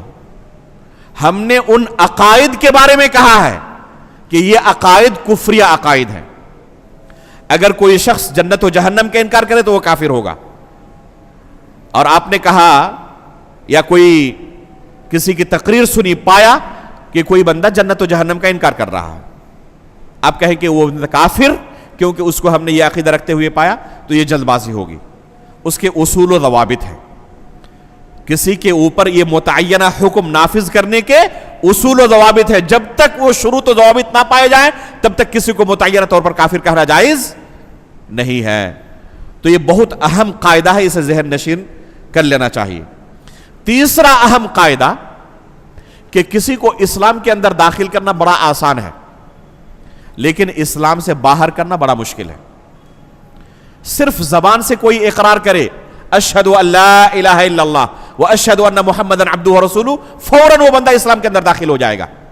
لیکن اگر کوئی شخص کسی کفریہ عمل کا ارتکاب کرے، کوئی کفریہ عقیدہ رکھے، ابھی جن کا ہم تذکرہ کریں گے کہ ان عقائد کے رکھنے کی وجہ سے ایک بندہ اسلام سے خارج ہو جائے گا، تو فوراً وہ شخص اسلام سے خارج نہیں ہوگا۔ کسی کو متعینہ طور پر اسلام سے خارج کرنا بہت مشکل ہے، اس کے لیے بہت سارے شروط ہیں، ضوابط ہیں، اور کسی کو متعینہ طور پر اسلام سے خارج کرنے کا حق عام لوگوں کو تو ہے ہی نہیں، طلبہ علم کو بھی نہیں ہے۔ یہ راسخ فی العلم کبار علماء کا کام ہے کہ متعینہ شخص پر کفر کا فتویٰ لگائے. اسی وجہ سے پوری اسلام کی تاریخ آپ دیکھ ڈالیں, آپ کو گنتی کے چند لوگ ملیں گے جن کے اوپر علماء نے متعینہ طور پر کفر کا فتویٰ لگایا, ورنہ ہمیشہ آپ کو یہی ملے گا کہ علماء کیا کہتے ہیں, جو یہ عقیدہ رکھے وہ کافر, جو یہ عمل کرے وہ کافر. ہمیشہ عام حکم بیان کرتے ہیں, کسی کا نام لے کر نہیں کہتے زید کافر, بکر کافر, خالد کافر, عمر کافر, اس طرح کبھی نہیں کہتے. اگر کہتے ہیں تو راسخ فی العلم علماء ہوتے ہیں جو کسی کے اوپر پہلے حجت قائم کرتے ہیں, شروط و ضوابط کو دیکھتے ہیں اور اس کے بعد اس پر حکم نافذ کرتے ہیں. جہم بن صفوان کو قتل کیا گیا تھا اللہ رب العالمین کے عرش پر نہ ہونے کا عقیدہ رکھنے کی وجہ سے. یہ بندہ اللہ کے عرش پر ہونے کا انکار کرتا تھا, اللہ رب العالمین کے صفت کلام کا انکار کرتا تھا, قرآن کو مخلوق کہتا تھا. یہ تابعین کا زمانہ تھا, علماء تابعین نے اسے کافی سمجھایا لیکن ٹس سے مس نہیں ہوا. تب متفقہ طور پر انہوں نے یہ حکم نافذ کیا کہ جہم بن صفوان کافر ہے. اس وقت کے عراق کے گورنر تھے خالد ابن عبداللہ القصری. اس نے عید کے دن لوگوں کے سامنے اسے قتل کیا مرتد ہونے کی بنا پر. متعینہ طور پر اس پر کفر کا فتویٰ نافذ کیا گیا اور اسے قتل کیا گیا. تو یہ ممکن ہے کہ کسی پر متعینہ طور پر بھی کفر کا فتویٰ لگے, یہ عدم امکان میں سے نہیں ہے, ممکن ہے. لیکن کیا ہر بندے کے ہاتھ میں ہے کہ ہر کوئی ایرا غیرا کیا کرے, ایک دوسرے پر کفر کا فتویٰ لگاتا پھرے اور کہے کہ فلاں کافر فلاں کافر فلاں کافر, ہمارے محلے کے اندر 50 لوگ ہیں جو کافر. اس طرح کہنے کی اجازت نہیں ہے عام لوگوں کو. یہ تکفیر کا حکم عام لوگوں کے ہاتھ میں اللہ نے نہیں رکھا ہے, یہ راسخ فی العلم علماء کا کام ہے کسی پر متعینہ طور پر کفر کا فتویٰ لگانا. تو اسلام کے اندر کسی کو داخل کرنا بہت آسان, کوئی عام شخص بھی کسی بھی غیر مسلم کو اسلام کے اندر داخل کر سکتا ہے. ایک عام شخص ہے, کتاب و سنت کا عالم نہیں ہے, کوئی غیر مسلم کہے کہ میں اسلام کے اندر داخل ہونا چاہتا ہوں, کہے کہ ٹھیک ہے میں کلمہ پڑھ رہا ہوں تمہارے سامنے, اشہد ان لا الہ الا اللہ و اشہد ان محمدا عبدہ و رسولہ, جس کا معنی ہوتا ہے میں گواہی دیتا ہوں کہ اللہ رب العالمین کے سوا کوئی برحق معبود نہیں اور محمد اللہ کے بندے اور اس کے رسول ہے. تم اسے تسلیم کرتے ہو, وہ پڑھے اور تسلیم کرے, فوراً اسلام کے اندر داخل ہو جائے گا. لیکن کوئی کہے کہ میں نے فلاں شخص کو دیکھا یہ کفریہ عقیدہ رکھتے ہوئے, کفریہ عمل کرتے ہوئے, تو اس لیے وہ کافر نہیں. اتنی آسانی سے نہیں, اتنی آسانی سے آپ کسی کو کافر نہیں قرار دے سکتے. کسی کو اسلام سے نکالنا بڑا مشکل معاملہ. بس ایک واقعہ میں آپ کو سناتا ہوں. اسامہ بن زید رضی اللہ تعالیٰ عنہ کہتے ہیں کہ ایک جنگ میں ایک شخص مسلمانوں کو کافی زیادہ قتل کر رہا تھا, جس طرف سے داخل ہوتا مسلمانوں کا صفائی کر دیتا. بالآخر ہم غالب آ گئے اس شخص پر, میں اور میرا ایک انصاری دوست, میرا ایک انصاری بھائی, ہم دونوں اس پر غالب آ گئے. ہم دونوں نے اس کا پیچھا کیا یہاں تک کہ وہ گر پڑا اور ہم دونوں اس کے اوپر تلوار لے کر کھڑے ہو گئے. اسی دوران ہم نے جیسے ہی تلوار نکالی اسے قتل کرنے کے لیے, کیونکہ ابھی تک یہ مسلمانوں کو قتل کر رہا تھا, اسی وقت جب اس نے دیکھی ہمارے ہاتھوں میں تلوار, فوراً کیا کہا, اشہد ان لا الہ الا اللہ و اشہد ان محمدا عبدہ و رسولہ. جو ظاہری حالت ہے کوئی بھی دیکھ کر کیا کہے گا کہ تلوار کے ڈر سے یہ ابھی کیا کر رہا ہے, کلمہ پڑھ رہا ہے. ابھی تک تو تم مسلمانوں کو قتل کر رہے تھے اور ابھی جب مرنے کی نوبت آئی تو تم اس کلمے کے آڑ میں اپنے آپ کو بچانا چاہتے ہو. جیسے ہی اس شخص نے اس کلمے کا اقرار کیا, یہ انصاری صحابی جو تھے فوراً انہوں نے اپنی تلوار روک لی. چلانا چاہتے تھے لیکن جیسے ہی کلمہ شہادت سنی فوراً اپنی تلوار روک لی. لیکن اسامہ بن زید رضی اللہ تعالیٰ عنہ نے اپنی تلوار چلا دی, یہ سمجھ کر کہ یہ بندہ صرف تلوار کے ڈر سے اپنے آپ کو بچانا چاہتا ہے اور کلمے کا سہارا لے رہا ہے, کلمے کی آڑ لے رہا ہے. تلوار چلا دی یہ سمجھ کر کہ یہ کافر ہے. اللہ کے رسول صلی اللہ علیہ وسلم کے پاس معاملہ پہنچا تو اللہ کے رسول صلی اللہ علیہ وسلم پوچھا کہ اقتلتہ بعدما قال لا الہ الا اللہ, لا الہ الا اللہ پڑھ لیا تھا اس کے باوجود آپ نے انہیں قتل کر ڈالا؟ تو اسامہ رضی اللہ تعالیٰ نے کہا کہ اللہ کے رسول کانا متعوذن, یہ بس بچنا چاہتے تھے تلوار کے, اس وجہ سے انہوں نے کلمہ پڑھا تھا. تو اللہ کے رسول صلی اللہ علیہ وسلم نے فرمایا ہلا شققت عن قلبی, تم نے ان کا دل چیر کر دیکھا تھا کہ تمہارے تلوار کے ڈر سے اس نے کلمہ پڑھا ہے؟ اللہ رب العالمین کی محبت، اس کے رسول کی محبت میں نہیں پڑھا اور حقیقت میں مسلمان نہیں ہونا چاہتا تھا؟ تمہیں کیسے پتا چل گیا کہ تمہاری تلوار کے ڈر سے پڑھا ہے یا حقیقت میں اسلام قبول کرنا چاہتا تھا اس لیے پڑھا ہے؟ کیا تم نے اس کا دل چیر کر دیکھا تھا؟ پھر اللہ کے رسول صلی اللہ علیہ وسلم کہنے لگے کہ قیامت کے دن جب یہ بندہ لا الہ الا اللہ لے کر حاضر ہوگا تو کیسے تم سامنا کر پاؤ گے ان کا؟ بار بار اللہ کے رسول صلی اللہ علیہ وسلم یہ جملہ دہرانے لگے کہ قیامت کے دن جب یہ بندہ لا الہ الا اللہ کے ساتھ حاضر ہوگا اللہ کے رب العالمین کے دربار میں تو کیسے تم سامنا کر پاؤ گے، کیسے مقابلہ کر پاؤ گے؟ اسامہ رضی اللہ تعالیٰ عنہ کہتے ہیں کہ اس کے بعد مجھے اتنا افسوس ہوا، میں کہنے لگا کاش کہ آج ہی میں نے اسلام قبول کیا ہوتا، پہلے سے مسلمان نہ ہوتا اور میرے رجسٹر کے اندر یہ گناہ نہیں ہوتا، میرا رجسٹر اس گناہ سے پاک ہوتا، کیونکہ اسلام قبول کرنے سے کیا ہو جاتا ہے؟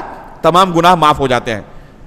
افسوس کرنے لگے، اور اس واقعے سے انہوں نے بہت اہم فائدہ یہ اٹھایا کہ اسی وقت انہوں نے عزم کر لیا کہ آج کے بعد سے کبھی کسی ایسے شخص کے اوپر میں تلوار نہیں چلاؤں گا، تلوار نہیں اٹھاؤں گا جو لا الہ الا اللہ پڑھنے والا ہو۔ چنانچہ علی رضی اللہ تعالیٰ عنہ کے دور خلافت میں جب صحابہ اکرام کے درمیان اختلافات ہوئے، جنگ جمل، جنگ صفین کا موقع آیا تو بہت سارے لوگوں نے کوشش کی اسامہ رضی اللہ تعالیٰ عنہ کو اس جنگ میں شریک کرنے کی، لیکن وہ ایک دم نیوٹرل رہے، غیر جانبدار رہے، کہا کہ نہیں، ایک مرتبہ مجھ سے غلطی ہو چکی ہے، اب دوبارہ مجھ سے یہ غلطی نہیں ہو سکتی کہ میری تلوار کسی ایسے شخص کے خلاف اٹھے جو کلمہ پڑھتا ہو، اب میں کسی ایسے شخص کے اوپر تلوار نہیں اٹھا سکتا جو کلمہ لا الہ الا اللہ پڑھتا ہو۔ چنانچہ انہوں نے بہت زیادہ اس واقعے سے فائدہ اٹھایا، نصیحت پکڑی، اور جنگ جمل، جنگ صفین اور دوسرے جو اختلافات ہوئے مسلمانوں کے درمیان، ان تمام اختلافات سے اپنے آپ کو انہوں نے دور رکھا، اور یہی سب سے درست طریقہ ہے کہ ان اختلافات سے انسان اپنے آپ کو کیا رکھے؟ دور رکھے۔ تو یہ بہت اہم چیز ہے۔ اس سے ہمیں کیا سبق ملتا ہے؟ کہ اسلام کے اندر داخل ہونا بہت آسان، صرف کلمہ پڑھیں مسلمان بن جائیں گے، لیکن کسی کو نکالنا بڑا مشکل۔ اتنا آسان معاملہ نہیں ہے کہ کسی کلمہ گو شخص کو آپ کہیں کہ فلاں شخص مشرک، فلاں شخص مشرک، اس کے پیچھے نماز نہیں ہوتی اور اس کا خون حلال ہے، اس کی وفات ہوئی ہے تو اس کے اوپر نماز جنازہ نہیں ہے، اس کو ایسے ہی چیل کووں کو کھلا دو، تدفین کی اجازت نہیں ہے، اس طرح جو بعض لوگ کرتے ہیں نا، یہ سلف صالحین کا منہج نہیں ہے، یہ سلف صالحین کا منہج نہیں ہے کہ آپ کسی کے اوپر متعین طور پر اس طرح کفر کا فتویٰ صادر کریں۔ یہ بہت مشکل معاملہ ہے، اور یہ عام لوگوں کے اختیار میں نہیں ہے کہ کسی کے اوپر بھی اس طرح کفر کے فتوے آپ صادر کرتے پھریں۔ ان اہم اصول و ضوابط کو جاننے کے بعد اب آپ کے ذہن میں آ چکا ہے کہ ان چیزوں کو ہم سنیں گے تو اس کا غلط استعمال نہیں کریں گے، ورنہ کیا ہوتا ہے کہ کچھ لوگ اس طرح کی چیزوں کو سن لیتے ہیں، جان لیتے ہیں کہ یہ عقیدہ رکھنے والا کافر، یہ عقیدہ رکھنے والا کافر، درس ختم ہونے کے بعد دوسرے دن پتہ چلتا ہے کہ اس گاؤں میں، جس گاؤں میں ہم نے درس دیا تھا، اس گاؤں کے لوگوں نے باقی پورے گاؤں والوں کو کافر قرار دے دیا۔ تو یہ ایک سائیڈ ایفیکٹ ہے، جہالت کی وجہ سے یہ ہوتا ہے۔ تو کبھی کوئی اس کو اس طرح نافذ کرنے کی کوشش نہ کرے۔ اس طرح کے مسائل کو جاننے کا اور اس طرح کے دروس کو منعقد کرنے کا ہمارا مقصد قطعاً یہ نہیں ہے کہ اپنے ہی مسلمان بھائیوں کو ہم اسلام سے نکالیں، اور اس وجہ سے ہم یہاں پر بیٹھے ہوئے ہیں کہ آج کے بعد سے کن کا پتہ ہمیں صاف کرنا ہے اور کن کو نکالنا ہے اسلام سے۔ نہیں، اس وجہ سے نہیں، اس وجہ سے ہمیں اس مسئلے کو سیکھنا ہے تاکہ ہم اپنے کلمے کی حفاظت کر سکیں۔ کہیں ایسا نہ ہو کہ ہم کسی کفریہ عمل کا ارتکاب کریں، کسی کفریہ عقیدے کو اختیار کر لے، اور جب اللہ رب العالمین کے پاس پہنچے تو اللہ رب العالمین کے پاس ہماری حاضری ایک کافر کے طور پر ہو، مسلمان کے طور پر نہ ہو۔ اللہ رب العالمین نے انسانوں کو تو یہ پاور نہیں دیا ہے کہ تم کیا کرو، فلاں کو اسلام سے نکالو، فلاں کو اسلام سے نکالو، لیکن اللہ رب العالمین کے علم میں اگر وہ اسلام سے خارج ہو چکا ہے تو یہ اس کے لیے بہت بڑے خسارے کی بات ہے۔ اگر کوئی شخص اللہ کے علم میں کافر ہو چکا ہے تو اس سے زیادہ خسارے کی بات کوئی دوسری نہیں ہو سکتی۔ تو ہم اپنے ایمان کی حفاظت کے لیے یہاں پر حاضر ہوئے ہیں کہ کن عقائد سے، کن اعمال سے ہمیں اپنے کلمے کی حفاظت کرنی ہے، کون سے ایسے ڈاکو ہیں، چور اچکے ہیں جو ہمارے کلمے کو کیا کرنا چاہتے ہیں؟ لوٹنا چاہتے ہیں. اس لیے ہم اس درس کے اندر حاضر ہوئے ہیں اور اس درس کو اسی وجہ سے منعقد کیا گیا ہے. اس وجہ سے نہیں کہ آج کے بعد سے کن کن کو ہم اسلام سے باہر کر سکتے ہیں. قطعاً یہ مقصد نہیں ہے اس درس کے منعقد کرنے کا کہ آج کے بعد سے تمام لوگوں کو لائسنس مل جائے گا, اب لوگوں کا امتحان لو اور اسلام سے سب کو باہر کرتے پھرو. نہیں, قطعاً یہ ہمارا مقصد نہیں اور نہ یہ سلف صالحین کا منہج ہے. اب ہم اختصار کے ساتھ آپ کے سامنے ان باطل عقائد کا تذکرہ کریں گے, کفریہ اعمال کا تذکرہ کریں گے جن سے ہمارا یہ کلمہ ٹوٹ سکتا ہے اور ہم نعوذ باللہ اسلام سے خارج ہو سکتے ہیں. علماء جب اس مسئلے کا تذکرہ کرتے ہیں تو سب سے پہلے شرک کا تذکرہ کرتے ہیں اور کہتے ہیں کہ اگر کوئی گناہ سب سے خطرناک ہے ایک مسلمان کی زندگی میں تو وہ شرک کا گناہ ہے. یہ اتنا خطرناک وائرس ہے کہ اگر کسی کی زندگی میں داخل ہو گیا تو اس کے تمام اعمال کو ختم کر ڈالتا ہے. عموماً اللہ رب العالمین نے گناہ اور نیکی کی صفت یہ رکھی ہے, ہر انسان سے کچھ گناہوں کا صادر ہونا عین بشری تقاضے کے تحت ہے.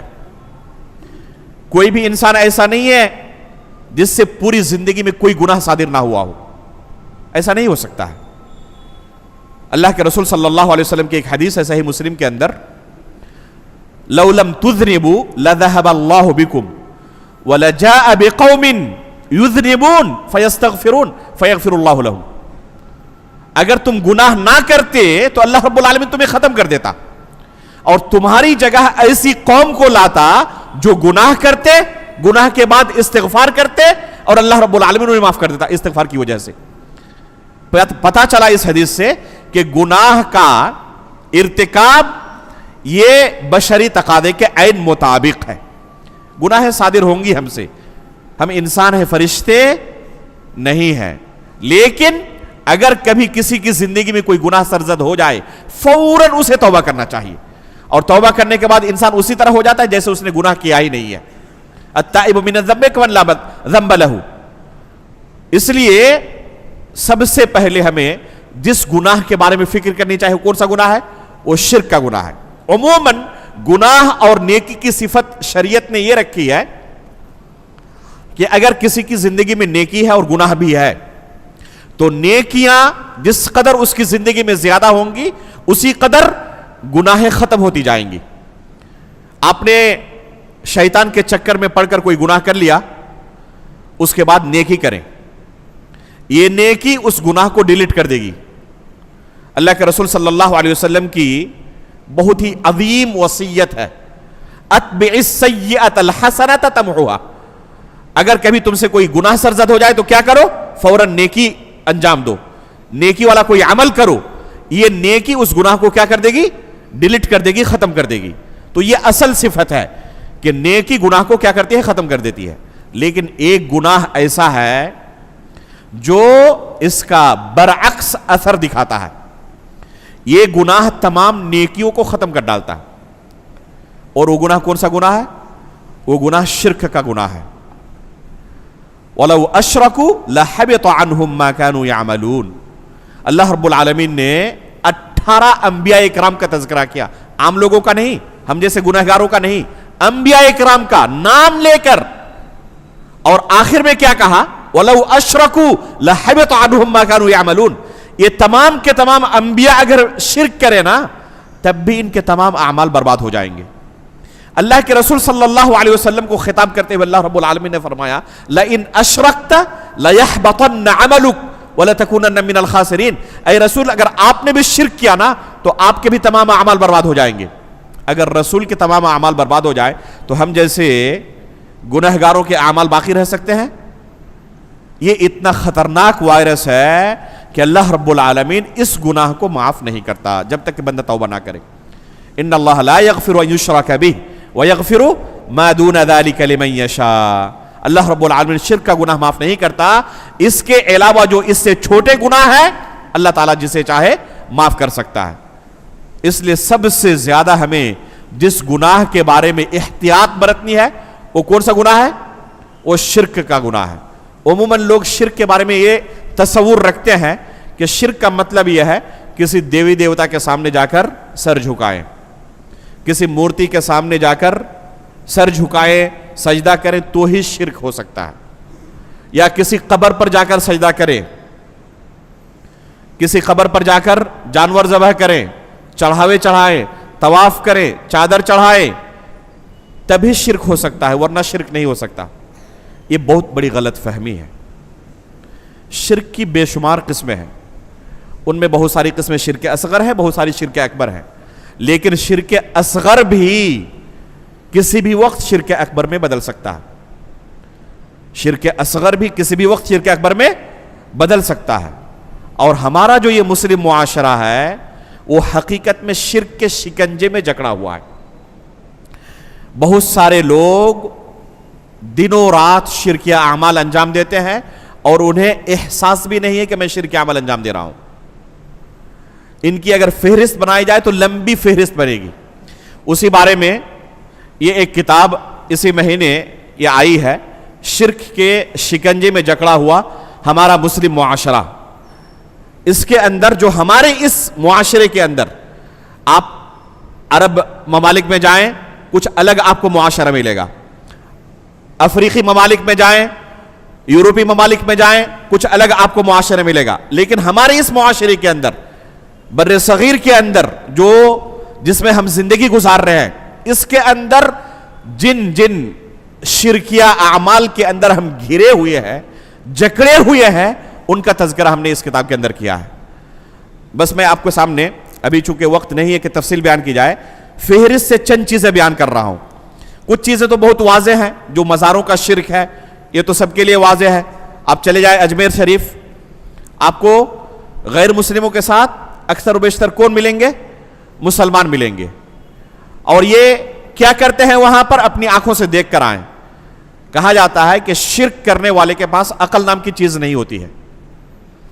جو اعمال انجام دیتے ہیں ان کی عقل پر آپ کو ترس آئے گا کہ کوئی عقل مند یہ عمل انجام دے سکتا ہے۔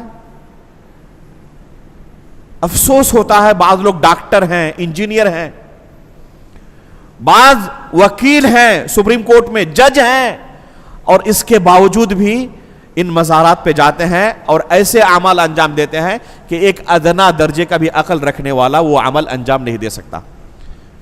کیسے کوئی اپنے ہی جیسے لاچار، بے بس، حقیر و فقیر کے سامنے سجدہ ریز ہو سکتا ہے اور اسے معبود تسلیم کر سکتا ہے؟ یہ بہت ہی افسوس کی بات ہے۔ لیکن افسوسناک پہلو یہ ہے ہمارے اس معاشرے کا کہ شرک کے دلدل میں ہم ڈوبے ہوئے ہیں۔ انجانی طاقتوں کا خوف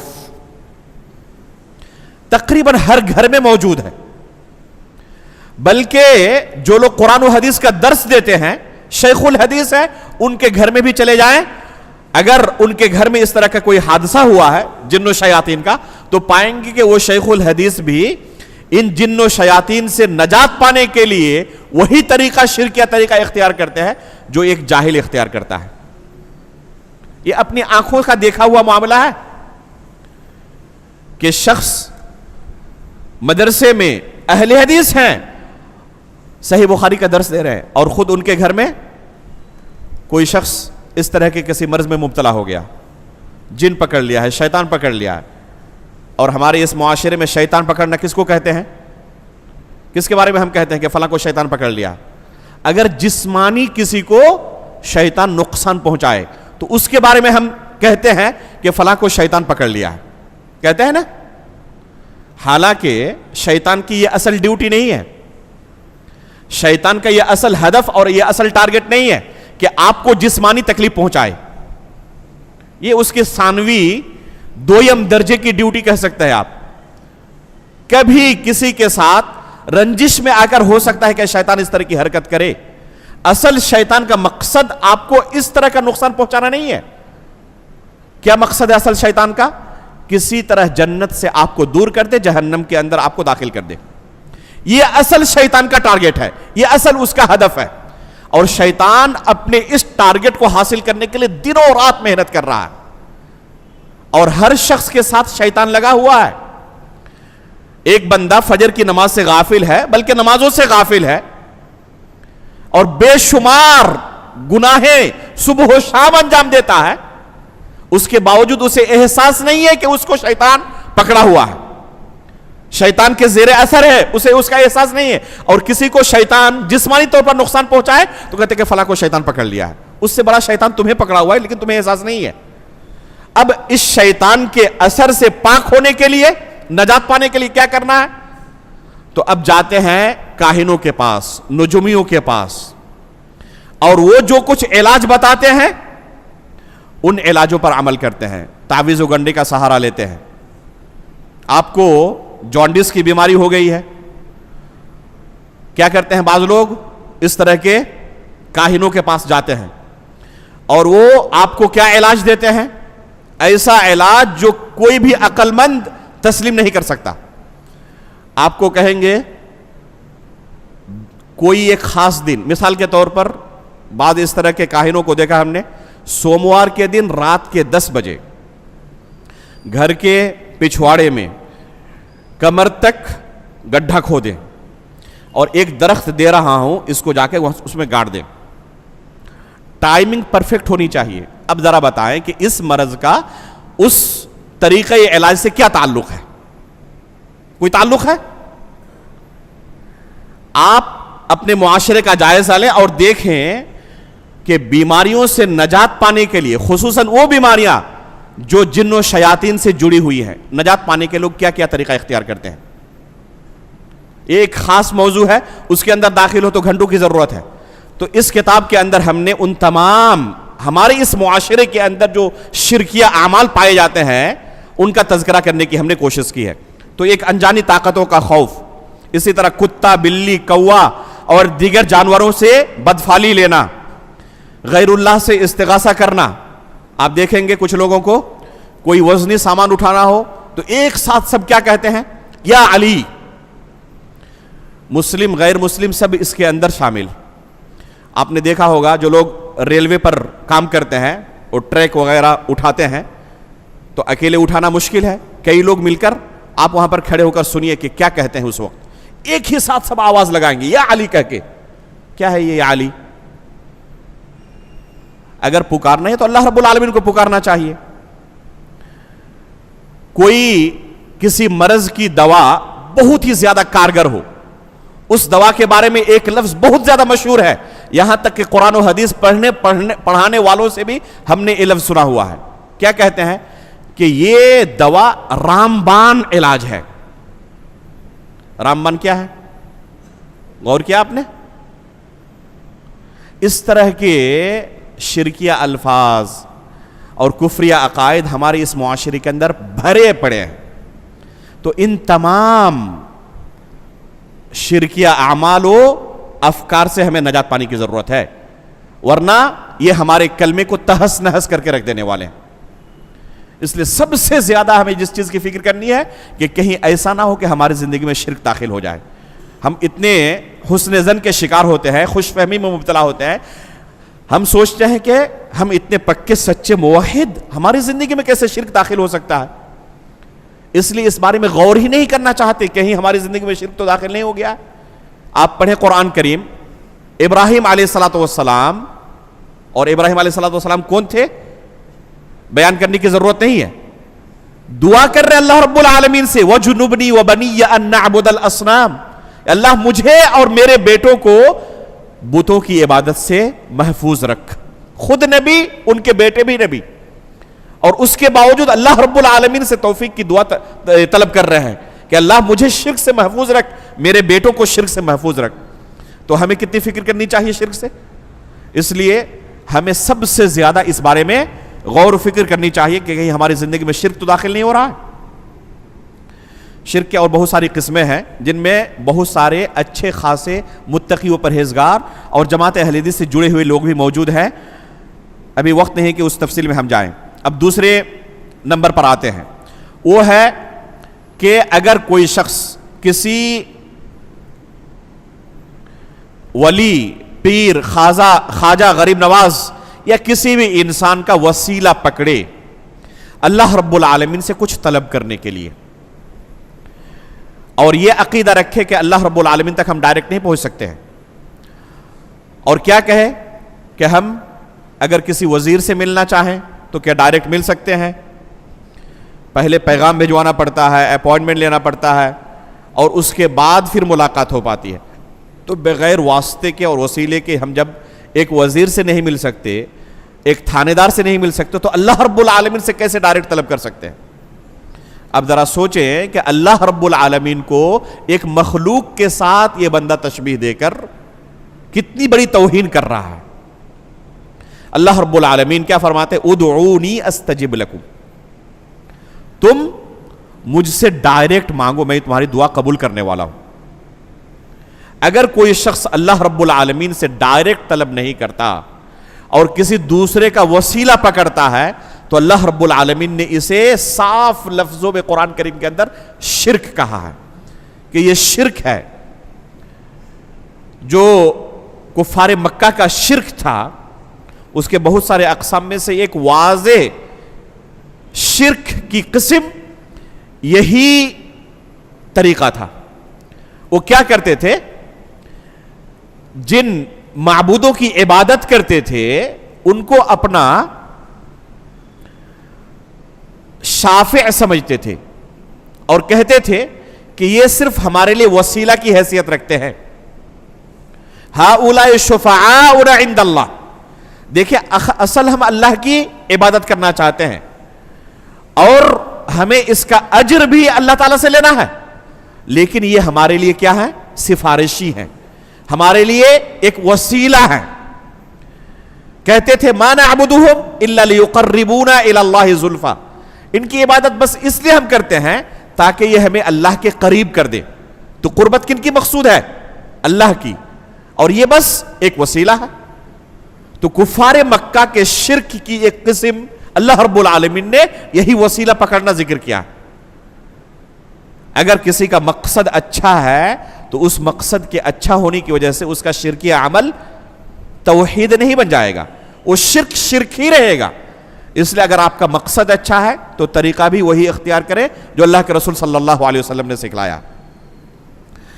تیسرا عمل جس سے ایک انسان اسلام سے خارج ہو سکتا ہے،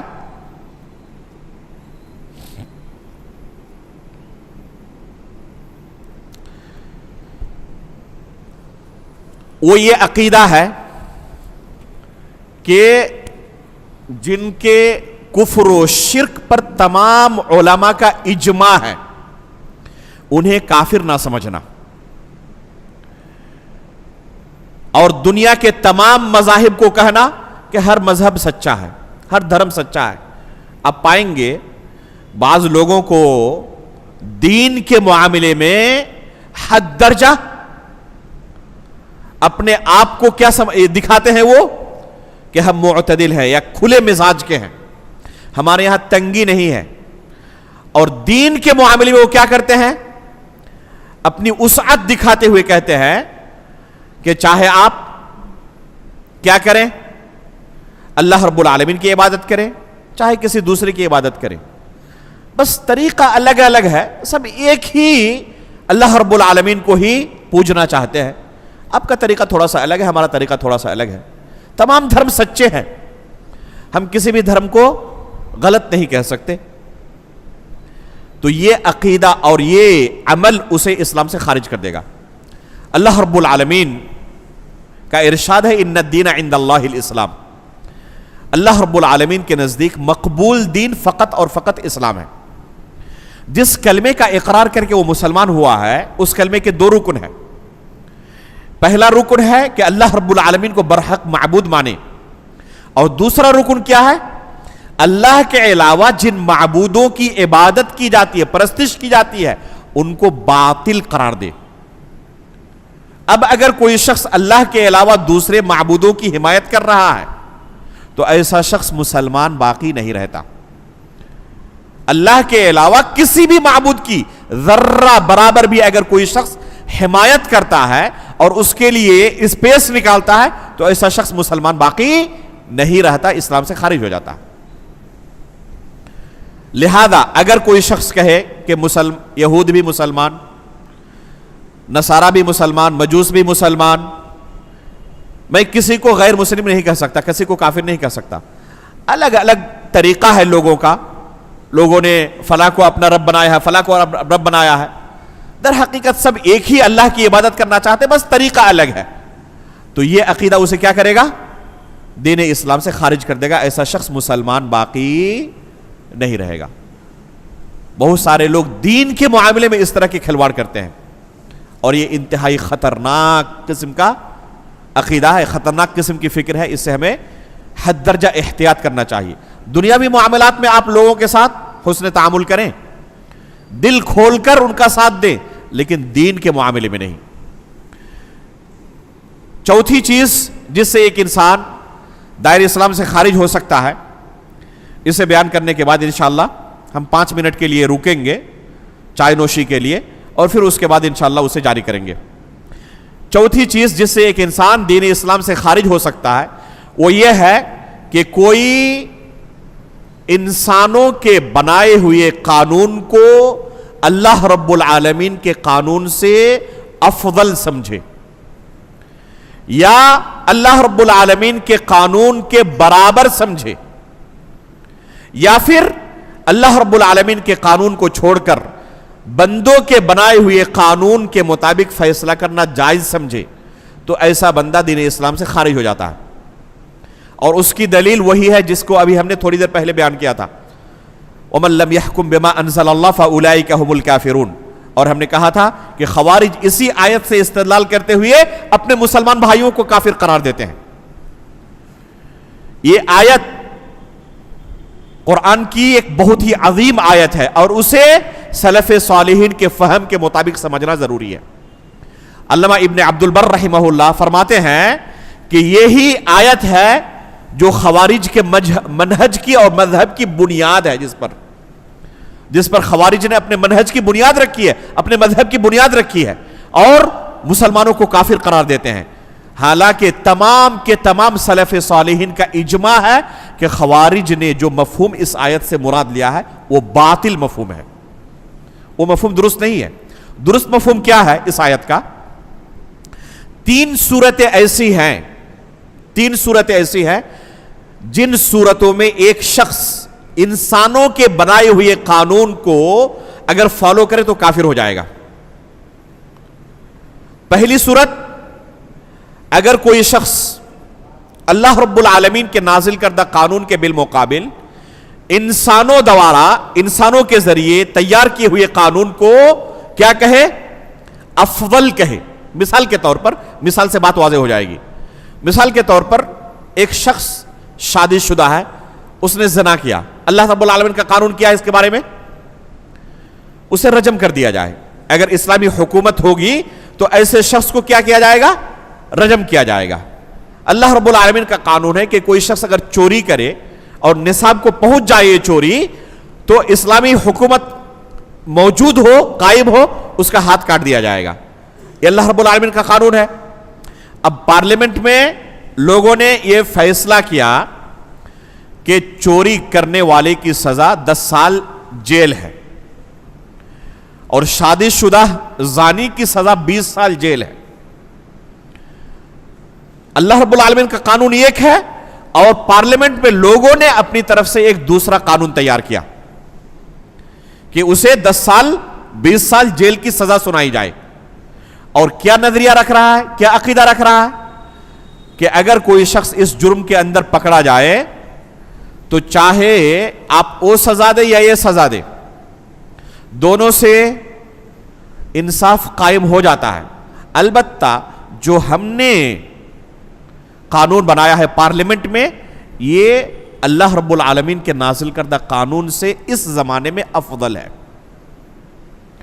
اس زمانے میں 1400 سال پہلے تو یہ قانون چل سکتا تھا اس معاشرے میں، لیکن آج کے اس ترقی یافتہ زمانے میں، اور جسے ترقی یافتہ کہہ رہے ہیں یہ نا، حقیقت میں اگر دیکھا جائے پوری انسانی تاریخ میں اس سے زیادہ تنزل اور ایک دم سطحیت والا قانون یا معاشرہ کبھی آپ کو زندگی میں نظر نہیں آئے گا. جن جرائم کی بنیاد پر سابقہ قوموں پر اللہ رب العالمین کی طرف سے عذاب نازل ہوتا تھا، وہ تمام کے تمام جرائم، مثال کے طور پر زمانہ جاہلیت کی ایک بہت بڑی برائی کیا بیان کی جاتی ہے کہ وہ بیٹیوں کو کیا کرتے تھے؟ زندہ درگور کر دیتے تھے، یا بیٹیوں کی وفات پر ان کے چہرے بیٹیوں کی پیدائش پر ان کے چہرے کالے پڑ جاتے تھے۔ آج کے معاشرے کا آپ جائزہ لیں، جسے ترقی یافتہ کہا جا رہا ہے، جسے مہذب معاشرہ کہا جا رہا ہے، کیا آج کی اس تاریخ میں، آج کے اس معاشرے میں یہ برائی اس سے کہیں زیادہ قبیح صورت میں ہمارے درمیان موجود نہیں ہے؟ اس سے کہیں زیادہ قبیح صورت میں موجود ہے۔ جن برائیوں کی بنا پر اللہ رب العالمین نے بعض قوموں پر عذاب نازل کیا تھا، آج وہ برائی قانون کی شکل اختیار کر چکا ہے۔ بعض ملکوں کے اندر وہ برائی قانون کی شکل اختیار کر چکی ہے۔ جن برائیوں کی بنا پر اللہ رب العالمین نے بعض قوموں کو ہلاک کر دیا تھا، تو جسے ترقی یافتہ کہا جا رہا ہے وہ حقیقت میں ہے ہی نہیں۔ تو کیا کہتے ہیں بعض لوگ؟ 1400 سال پہلے جب اسلام نازل ہوا تھا، اس وقت کے لحاظ سے یہ رجم، یہ ہاتھ کاٹنے والا قانون مناسب تھا۔ آج کی تاریخ میں یہ جیل کی سزا جو پارلیمنٹ میں فیصلہ کیا گیا ہے نا، نافذ کیا گیا، پاس کیا گیا ہے، یہ اس سے افضل ہے۔ تو ایسا عقیدہ رکھنے والا، نظریہ رکھنے والا کیا ہو جائے گا؟ کافر ہو جائے گا، مسلمان باقی نہیں رہے گا، دین اسلام سے خارج ہو جائے گا۔ یہ پہلی صورت ہے۔ دوسری صورت یہ ہے، کوئی کہے کہ یہ جو ہم نے قانون تیار کیا ہے، انسانوں کے ذریعے جس قانون کو تیار کیا گیا ہے، جو بشری قانون ہے، وہ الہی قانون سے افضل تو نہیں لیکن برابر ہے۔ چاہے اس قانون کے مطابق فیصلہ کرے یا اس قانون کے مطابق فیصلہ کرے، انصاف قائم ہو جاتا ہے اور دونوں برابر ہے۔ آپ کے لیے اختیار ہے، آپ جسے چاہیں چوز کر سکتے ہیں۔ تو ایسا بندہ بھی کیا ہو جائے گا؟ کافر ہو جائے گا، مسلمان باقی نہیں رہے گا۔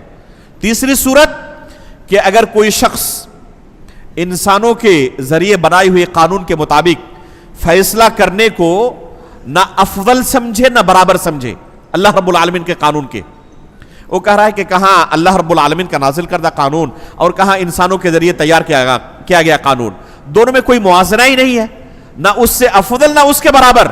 البتہ ہم اس قانون کے مطابق بھی فیصلہ کرنا جائز سمجھتے ہیں، حرام نہیں سمجھتے۔ پارلیمنٹ میں ایک قانون نافذ کیا گیا کہ بغیر شادی کے آپ رہ سکتے ہو، اگر بلوغت کی عمر آپ کی ہو چکی ہے، لیو ان ریلیشن جانتے ہیں نا، آپ کے والدین آپ کے اوپر کوئی بھی مجبوری اپنی طرف سے تھوپ نہیں سکتے، آپ کو مجبور نہیں کر سکتے، پولیس والے یا کوئی عدالت آپ کو مجبور نہیں کر سکتی، آپ کی مرضی ہے، چاہے آپ جس کے ساتھ رہنا چاہیں، بلوغت کی عمر آپ کی ہو چکی ہے، بغیر شادی شدہ زندگی آپ گزار سکتے ہیں، چند سالوں تک ساتھ میں رہیں، بعد میں دیکھا جائے گا، اگر لگے کہ ہاں شادی کر لینا ہمارے لیے مناسب ہے شادی کر لیں گے، ورنہ الگ الگ راستہ اختیار کر لیں گے، جیسے کہ آج دھڑلے سے ہو رہا ہے۔ ٹھیک ہے، اب اگر کوئی شخص کہے کہ اسے اسلامی قانون کے مطابق جو نکاح کا اسلام کا نظام ہے، سسٹم ہے، اس سے افضل تو ہم نہیں کہتے اور نہ اس کے برابر کہتے ہیں، لیکن اسے بھی ہم جائز مانتے ہیں، حرام نہیں مانتے، اسے بھی ہم کیا کہتے ہیں؟ جائز مانتے ہیں، حرام نہیں مانتے، تو ایسا شخص بھی کافر ہو جائے گا۔ کیوں؟ کیونکہ یہ شخص اللہ کی شریعت کو بدل رہا ہے۔ اللہ رب العالمین نے کسی چیز کو حرام قرار دیا ہے اور آپ نے قانون نافذ کیا کہ نہیں یہ حلال ہے، اللہ نے کسی چیز کو حلال قرار دیا ہے اور آپ قانون نافذ کر رہے ہیں حرام ہے، اور آپ کہہ رہے ہیں کہ نہیں اس قانون کے مطابق فیصلہ کرنا جائز ہے، تو یہ عقیدہ رکھنے کی وجہ سے آپ مسلمان باقی نہیں رہیں گے، کافر ہو جائیں گے۔ یہ تین صورتیں ہیں جس میں ایک انسان اسلام سے خارج ہو جاتا ہے۔ چوتھی صورت یہ ہے کہ کوئی شخص اس انسانوں کے ذریعے تیار کیے قانون کے مطابق فیصلہ کرے لیکن اسے حرام سمجھے، حلال نہ سمجھے، اسے حلال نہ سمجھے، حرام سمجھے، لیکن بشری کمزوری کی وجہ سے شیطان کے چکر میں پڑ کر وہ اس گناہ کا ارتکاب کر رہا ہے۔ اس سے آپ پوچھیں، ایک بندہ شراب پی رہا ہے، زنا کر رہا ہے، غیبت کر رہا ہے، اس سے آپ پوچھیں کہ آپ کیا سمجھتے ہیں, شراب پینا حلال سمجھتے ہیں کیا؟ کہہ رہے نہیں بالکل حلال نہیں سمجھتا, میں حرام سمجھتا ہوں. ناچ گانے کی محفل کے لیے لائسنس جاری کرے کوئی حکومت, آپ اس سے پوچھیں کہ آپ اسے حلال سمجھتے ہیں, کہہ رہے نہیں بالکل نہیں, حرام سمجھتا ہوں, اللہ رب العالمین سے استغفار کرتا ہوں میں. تو یہ صرف گناہ کبیرہ ہے, یہ کفر نہیں ہے, یہ صرف گناہ کبیرہ کا مرتکب ہے. ایک بندہ انسانوں کے ذریعے جو قانون بنایا گیا ہے, مثال کے طور پر پارلیمنٹ میں قانون نافذ کیا گیا کہ ہمارے ملک میں شراب کے اڈے کھولنے والے کو لائسنس دیا جائے گا. آپ کھول سکتے ہیں لائسنس لے کر, آپ سنیما ہال کھولنا چاہیں لائسنس لے کر کھول سکتے ہیں. آپ جا کر پوچھیں ان پارلیمنٹ کے لوگوں سے کہ آپ نے جو قانون نافذ کیا کہ کوئی شخص شراب کے اڈے کھولنا چاہے, سنیما ہال کھولنا چاہے, تو اسے آپ حلال سمجھتے ہیں؟ کہہ رہے نہیں بالکل حلال نہیں سمجھتے, حرام سمجھتے ہیں. تو آپ نے کیوں کیا پھر یہ قانون نافذ, یا اس کو قانون پاس کیوں کر دیا آپ نے؟ کہ انسانی کمزوری ہے, شیطان کے چکر میں پڑھ کر. لیکن میں اسے گناہ سمجھ رہا ہوں, میں اسے حلال نہیں سمجھتا, میں اسے حرام سمجھ رہا ہوں. تو ایسا بندہ گناہ کبیرہ کا فقط مرتکب ہے, کفر کا مرتکب نہیں ہے, یہ کافر نہیں ہوگا. لیکن اسی عمل کو اگر حلال سمجھے تو کافر ہو جائے گا.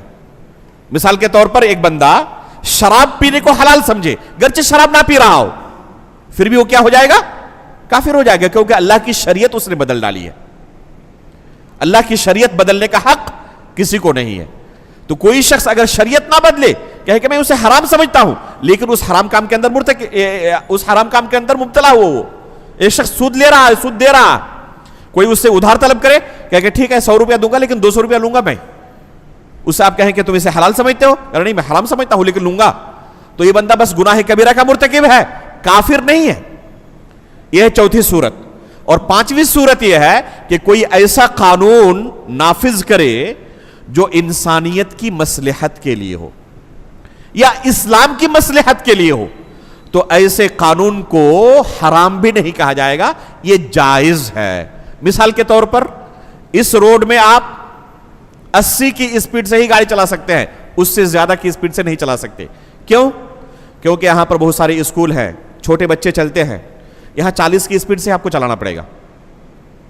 اب اگر کوئی کہے کہ یہ آپ کی طرف سے تیار کردہ قانون ہے, گاڑی میری اور روڈ اس کا مالک میں, اپنی مرضی سے چلاؤں گا, چاہے 40 کی اسپیڈ سے ہو چاہے 200 کی اسپیڈ سے ہو, مجھے کوئی روکنے والا نہیں ہے.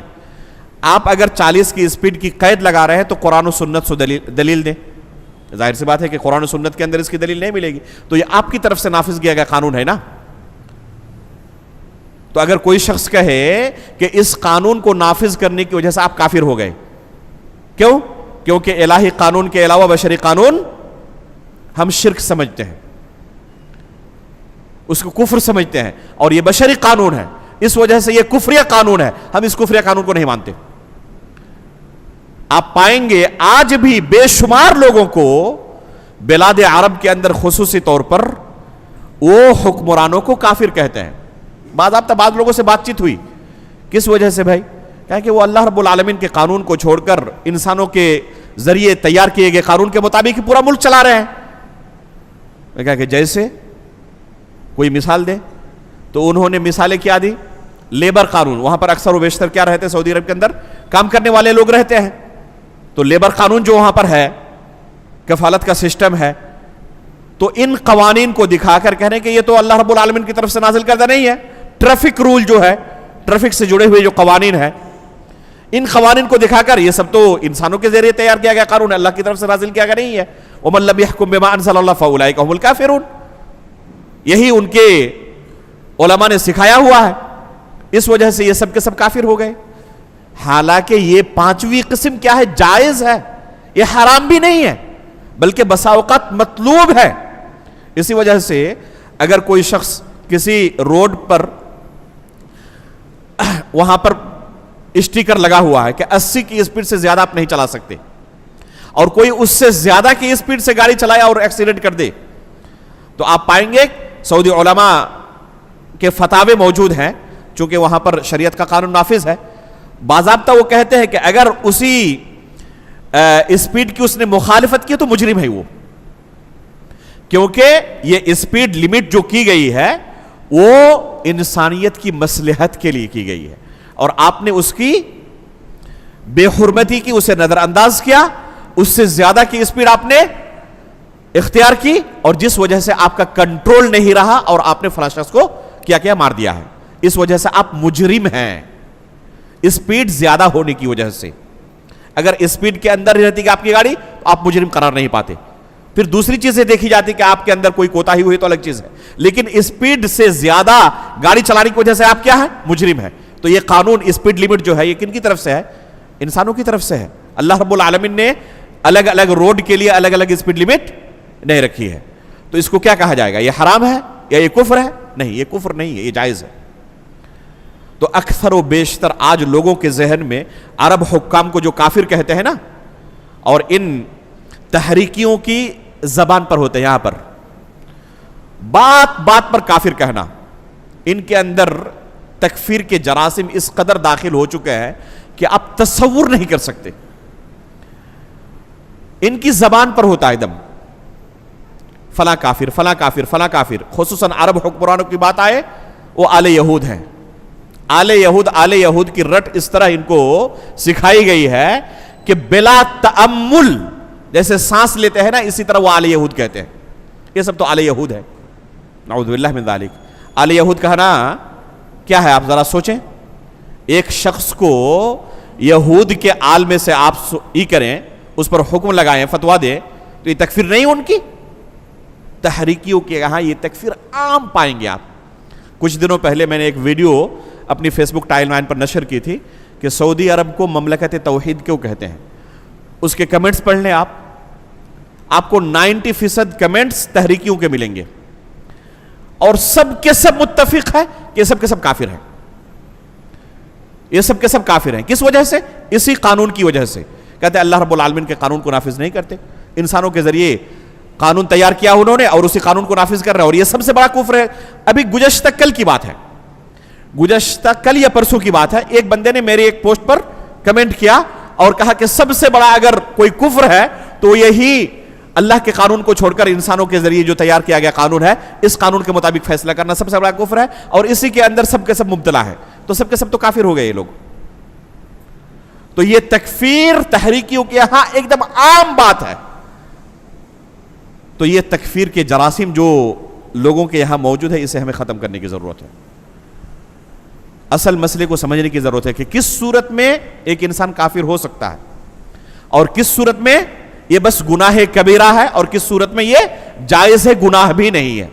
अल्लाह रब्बुल आलमीन से हम दुआ करते हैं कि अल्लाह रब्बुल आलमीन इल्म व बसीरत की बुनियाद पर हमें ज़िंदगी गुजारने की तौफीक अता फरमाए, मनहजे सलफ़ के मुताबिक अपनी ज़िंदगी गुजारने की तौफीक अता फरमाए।